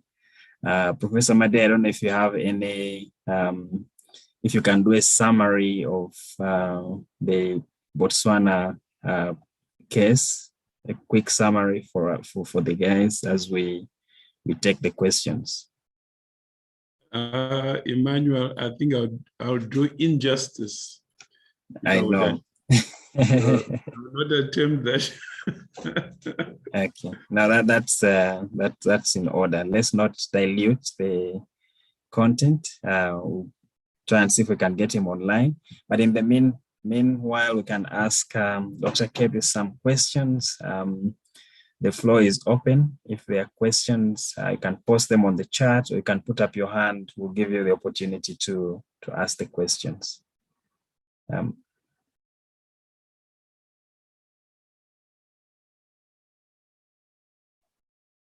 Okay, Dr. Keris, maybe I'll start. Dr. Amos, I see you have unmuted. You have a question? Yeah, I'm open for questions. In fact, I wanted to make a comment. Okay, go ahead, please. I have over 30 years, and it's enhanced with a lot in the last 4 years in the projects we're doing in Uganda and Ivory Coast. I wanted to emphasize that, you know, ICT, computer science, information system, they are buzzwords today. People are putting them everywhere they can put, okay? And they are not the same. They are not the same. No questions that with the introductions of the internet, it's opened up a big opportunity for Africa. And what I mean by that, people can be a software engineer. They can be a finance software engineer. And they can be from Africa working worldwide. Okay, they can provide the services everywhere. It gives a big advantage to Africa. Why does it give a big advantage? Because people, the low cost of living in Africa, for at least now, it probably will change over time. I think it's a big advantage. I don't see a reason why in India, there will be computer scientists in Northern Africa, okay? But not only as a computer scientist, it's a basis for a lot of other fields, okay? I would love to see combination of computer science with agriculture. I do it a lot in finance, economics, accounting. We're just building up now a nice series in Academy City, teaching accounting and finance, but with the idea that a person that approaching that field should acquire computer science skills before it gets into even accounting and finance, okay? And we're doing the same things, as I said before, in electrical engineering. I think the combination of multidisciplinary approach, and you don't have to mobilize the people today, gives a big opportunity. It's really a blessing, and I hope, good luck. I mean, really, I'll be there for you guys. So if anyone wants to ask about our platform, I'll be more than happy. Thank you, Professor Amos, all the way from Tel Aviv, I believe. Thank you for those comments. We'll take note of that, and definitely would because you have the heart for Africa, we'll engage you more. But thank you so much for those comments. Dr. Keris had a quick question for you, just around the kind of the next steps. How do we, because I think it's kind of already cooked, the food is ready. The issue is scaling. I guess, how do we scale it quickly? What kind of help would you require from a ministry perspective to accelerate what you're doing? We know the need is there, and the need is a lot. What can we do as Inspire to help you accelerate, given that you're kind of ready to go?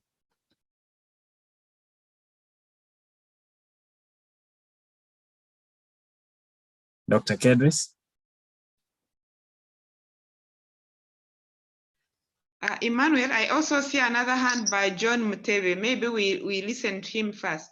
Okay, let's take his question, then you can respond. John, you're welcome to unmute yourself. Moderator, if you can unmute John to ask his question. John, go ahead. Am I audible enough? Yes, you are. Yes, thank you for the opportunity, and thank you, Dr. Kedris and previous speakers for sharing those case studies.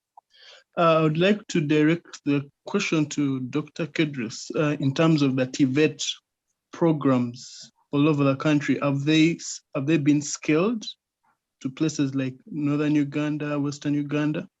Because I work with an organization, a business association that supports entrepreneurs across the country, and we tend to skill entrepreneurs, local entrepreneurs in these places, like places in Lira, Agago, Bundibujo, Toroko, with basic skills like fabrication, making liquid soap, things of the sort. And we also offer business skilling. But of course, some of these are project funded, but when the project ends, we need a place where these people can continue to get support in terms of those vocational institutes. Sometimes the vocational institutes are not up to standard, and they may be also costly for these local people. So I don't know if this has been scaled to these secondary schools and vocational institutions where we can send these entrepreneurs for support. I think maybe that's a question I could ask, then maybe I'll follow up later. Thank you. Thank you, John. Dr. Kedris, you're welcome to respond. Thank you very much, Emmanuel. I'll start with John. John, I think I would need to link you up with the head of department because they are very busy now trying to work out how the provisions in the TVET policy can be used to tap into every kind of skill. So I think, Emmanuel, maybe you give him my number so that I link him up to the head of department. I don't know, John, or you are in Lira.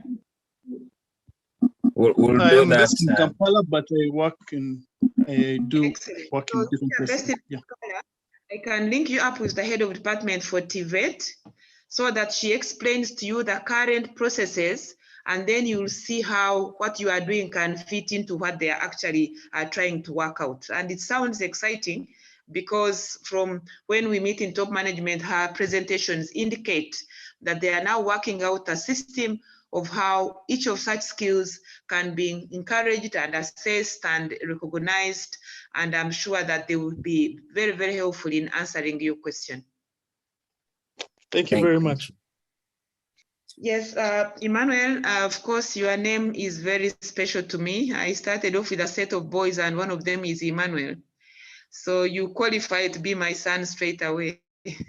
Thank you for that. So Emmanuel, what are the next steps?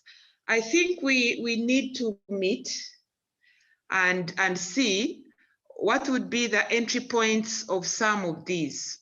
One of them is definitely the curriculum developers from the National Curriculum Development Center, who have been trying now to reorient teachers to teach the new curriculum, which is competence-based. And I'm sure that a discussion with them on what they are so far training the teachers on and what some of your teams can add, the value addition they can give would be extremely, extremely useful. But since it's also in secondary department, I think we can also have a discussion with my head of secondary at the standards and also head of secondary at the administration wing. And then we see how these linkages can help us to make it more real. One of the biggest challenges we have really is helping teachers acquire those skills themselves. As I've just shared, less than 5,000 teachers in secondary were part of Connect Classrooms. But those who trained under Connect Classrooms can help train others. But now, since that project with British Council is ended, most likely now the facilitation and moving forward may be a challenge. But discussions around those would be very, very helpful. And I think, Emmanuel, we need to keep in touch and agree on probably a meeting, a follow-up meeting where we can discuss in detail. Thank you for that. Definitely, I think that's the best way forward. But we are very open to helping. And one of the key areas we've identified is also connection within the corporate. There are a number of organizations that would want to give back, and we believe this should be the best way for them to give back in terms of education. And I'm sure that program could be facilitated even further. But we'll definitely make time to discuss the details of this as part of our implementation plan. Professor Made.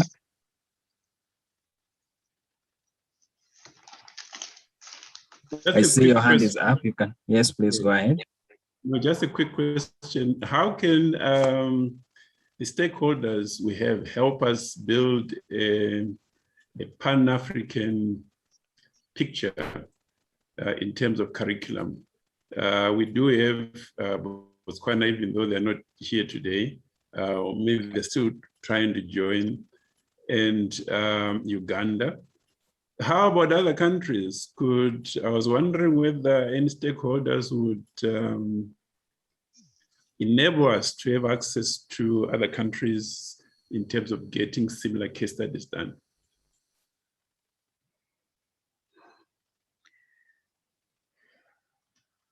Dr. Keres, you want to give it a try, then I'll add on to your voice. It's a bit difficult to speak on behalf of other stakeholders. However, as the East African community, one of the things that was being...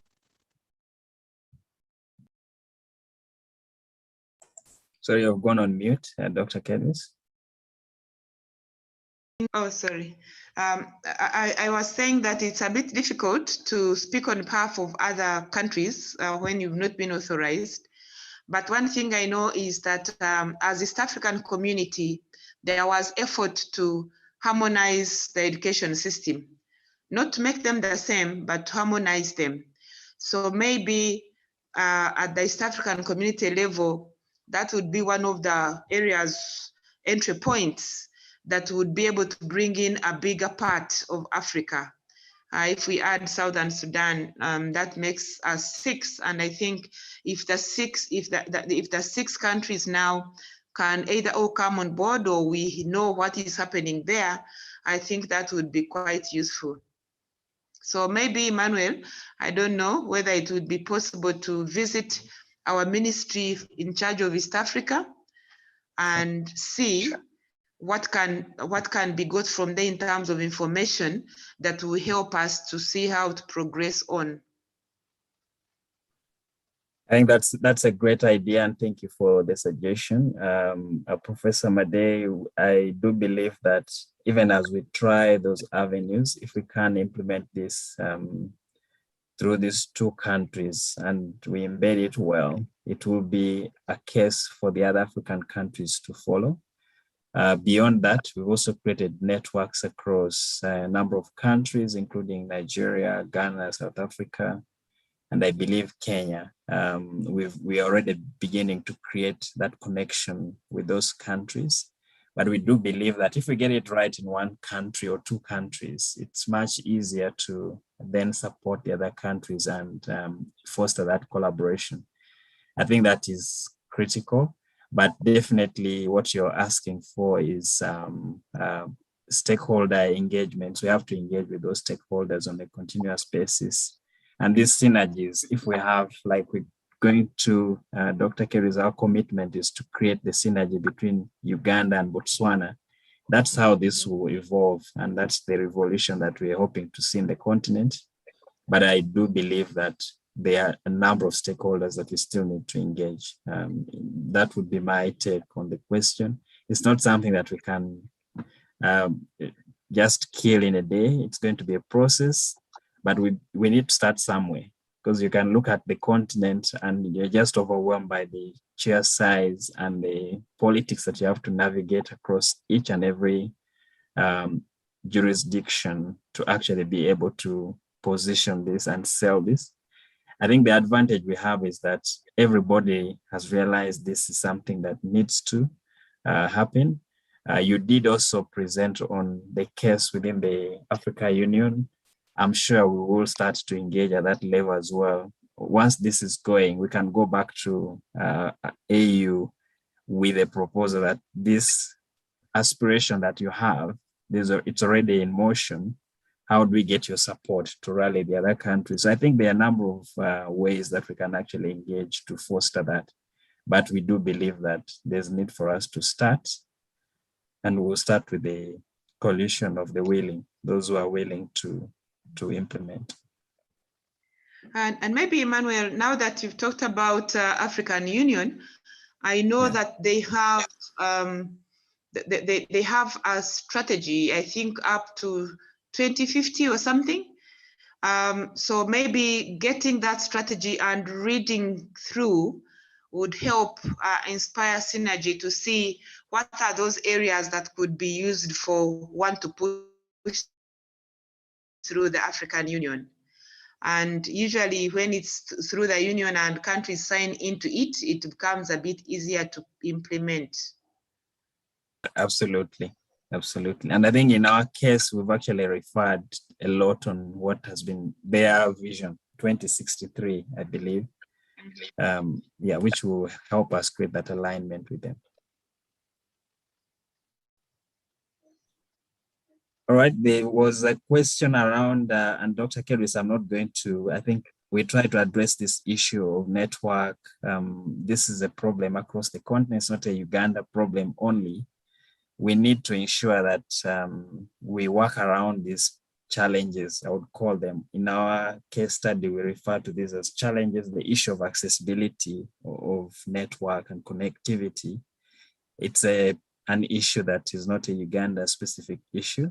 It's something that needs to be addressed, obviously. I'm sure we will connect with the Ministry of ICT as well to see what they're doing. There's a lot of work there around the backbone being built that to enable what we're trying to do. Those, I don't think we can answer them here, but definitely for whatever we build, we need to work around the infrastructure that we have, and looking for platforms that enable that is what we are also doing on the background to see over and above internet access, can we actually provide this via another connectivity? And I do believe cell phone connection without necessarily having internet data is something that we can explore. We have started having some preliminary discussions with the telco companies on how they can enable this without necessarily people having to pay for that service as a way of giving back. I did tell you that we're engaging corporates on how they can also help us champion this. So internet connectivity is going to be a challenge. I don't think we can answer it here. I don't know if you have anything to add on that, Dr. Kedris. I think you're right, but there's a commitment from Uganda, as you've said, through NITAU, to provide what they call the last mile connections. And part of what they were targeting to start with in that effort was education institutions. So that if they are going to Kotido district, then they would make sure that the first lines of the backbone system is able to get to the schools. So that's a commitment government has, but of course, how soon it can be implemented depends on the finances that are available. But I'm also aware that these days you can develop solutions which are both on and offline. And someone accesses when they are where internet is, and then they can work it out when they are where internet is not. So I think all these need to be explored to see so that none of our children is left behind in terms of learning and progressing. Thank you so much. Professor Madej, the last question, because we have literally 5 minutes to close the call. Are you satisfied with our answer, or you have a follow-up question? No, I'm satisfied with the answer. Just a quick, just to find out what the audience feels about the target group that was chosen by critical skills. Those in need of career progression, children up to 12 years, students, the unemployed. I just want to get a reaction from the audience, whether they think the target is a good target, or will let out something that's important. All right, so what I would suggest you do, Prof, is if you can type those categories on the chat and then let people respond on the chat on their field.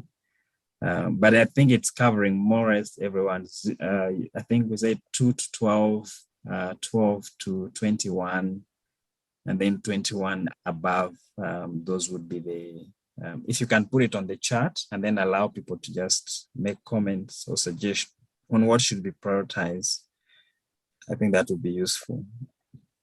Otherwise, we can run some form of a poll, but I do believe that when we engage with the different stakeholders, specifically the ministries of education, they would have made priority and would focus on those priority areas. But I think we have good coverage. Incidentally, the Botswana case indicates the fact that you can actually learn at any level. Theirs is called objective-based learning, and they've made provision for all levels of learning. So everyone keeps learning. You never stop to learn. And it's an interesting model that they've thought about. The integration, I did hear again, integration with the pain points within the continent around the addressing how do we modernize agriculture and research around that. I think it's also one of the key sectors that are being kind of intertwined with the curriculum. But we want to really thank you, Dr. Kedris, for making time for us. We are grateful for your time. Definitely we'll have the follow-up. We are hungry to see the continent accelerate skills, these critical skills, and we'll give you every support that you require, and we'll need every support from yourself to accelerate this work that you're already doing, great work that you're doing for our nation. Thank you for making time, and thank you for your team who joined us as well. We look forward to working closely. Definitely we'll set up the calls. We had promised that the Botswana team, as part of our action, would ask them to just play back what they have. I think they've done some good work around how they track progress, the actual implementation of which is kind of a step, maybe a little bit ahead of Uganda, would make sure that we connect you with that connection as well to close the loop. But we're grateful for all your input, and we look forward to working together to make this a reality, this dream a reality. Thank you so much for your time, Dr. Kedris. Thank you very much, Emmanuel, and the whole team, and Professor. Professor, that was profound presentation. I'm sure Emmanuel will send me a copy of that. It was very, very, very candid, and I was really happy that I was able to be part of this and listen to it. Yeah. We'll share the recording, Dr. Kedris, and we'll share the white paper as well. As soon as we wanted to get your input, we'll finalize that white paper, and then we'll be able to distribute it, starting with you, of course, as the key input. Somebody has given input into it. But thank you very much. And we look forward to sharing the presentation and the details with you. Thank you everyone for your time. I don't know if our President, Paul Wafula, is back online and able to close for us. Some closing comments from you, Paul. Is there anything you want to add, or you're happy that we can close the call? Thank you, Manuel, and thank you, Dr. Kedris and Professor Madej. It's definitely been very insightful. There's no doubt a case was made for the critical skills for the 21st century. And it's good to hear that something is already being done in Uganda.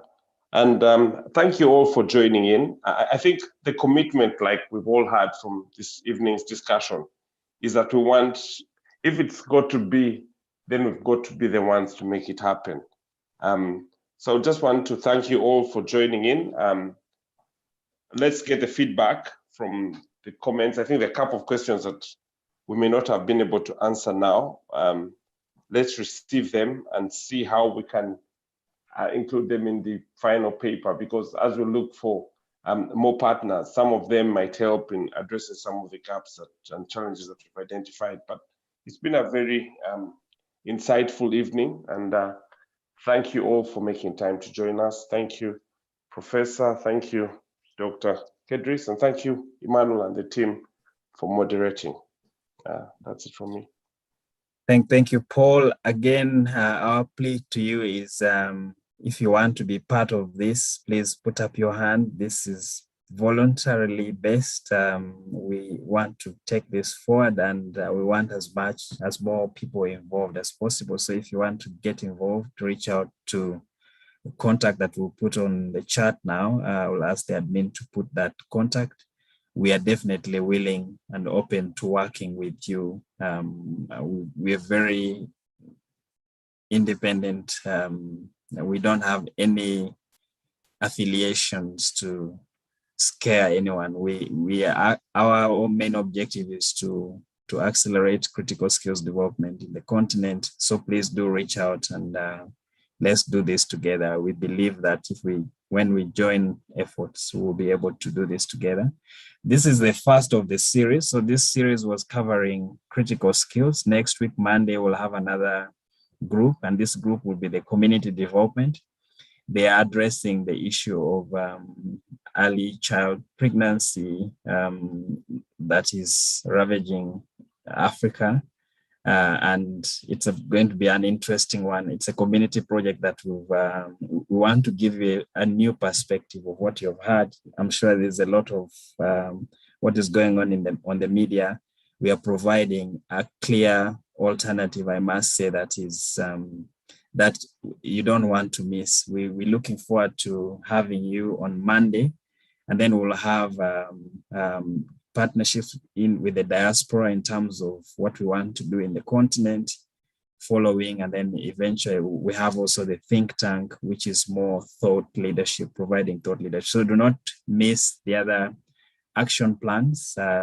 Diarize the next 3 Mondays after this one. We'll have a similar session, and we'll have some SMEs coming to present to us. But on that note, I want to thank you and appreciate you for your time. Thank you for your patience.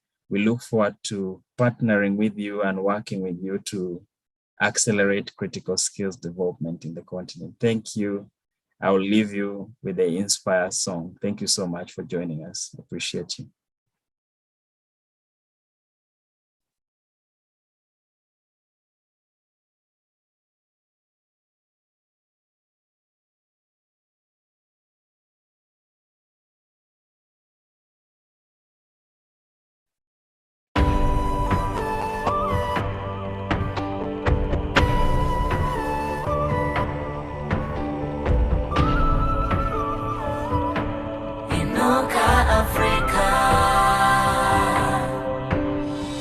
Open up your eyes, lift your head up, open up your mind. You will see all the beauty of this land. You're a star. Take a look around you.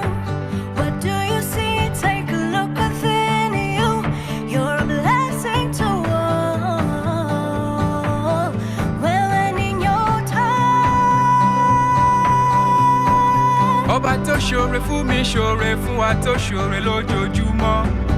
Ọba kọ má ti kà lẹ́yìn. Adúró gbọ̀ngbọ̀n lẹ́yìn aṣòtítọ́. Kò jẹ́ ronú ibi rárá.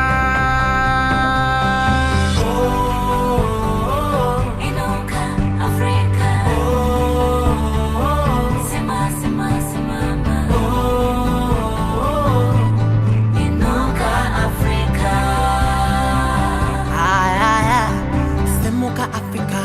sasitarisire pasi Maria nokuda iwe wakakomborerwa iwe marudzi osenga azive mwari nekuda kwechako chiedza zviri mauri zvikuru. You were a star, you were born to shine, it's time to rise up. Arise, arise, your light has come.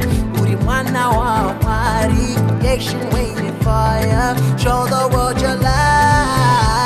Betuli Africa, Mumusai. Betuli Africa, Mamaland. Betuli Africa, land of beauty. Betuli Africa, land of minerals. Betuli Africa, Mumusai. Betuli Africa, Mamaland. Betuli Africa, land of beauty. Betuli Africa. Inuka Africa, it's time to rise. Open your eyes. Inuka Africa, Simuka Africa, this is the time to shine.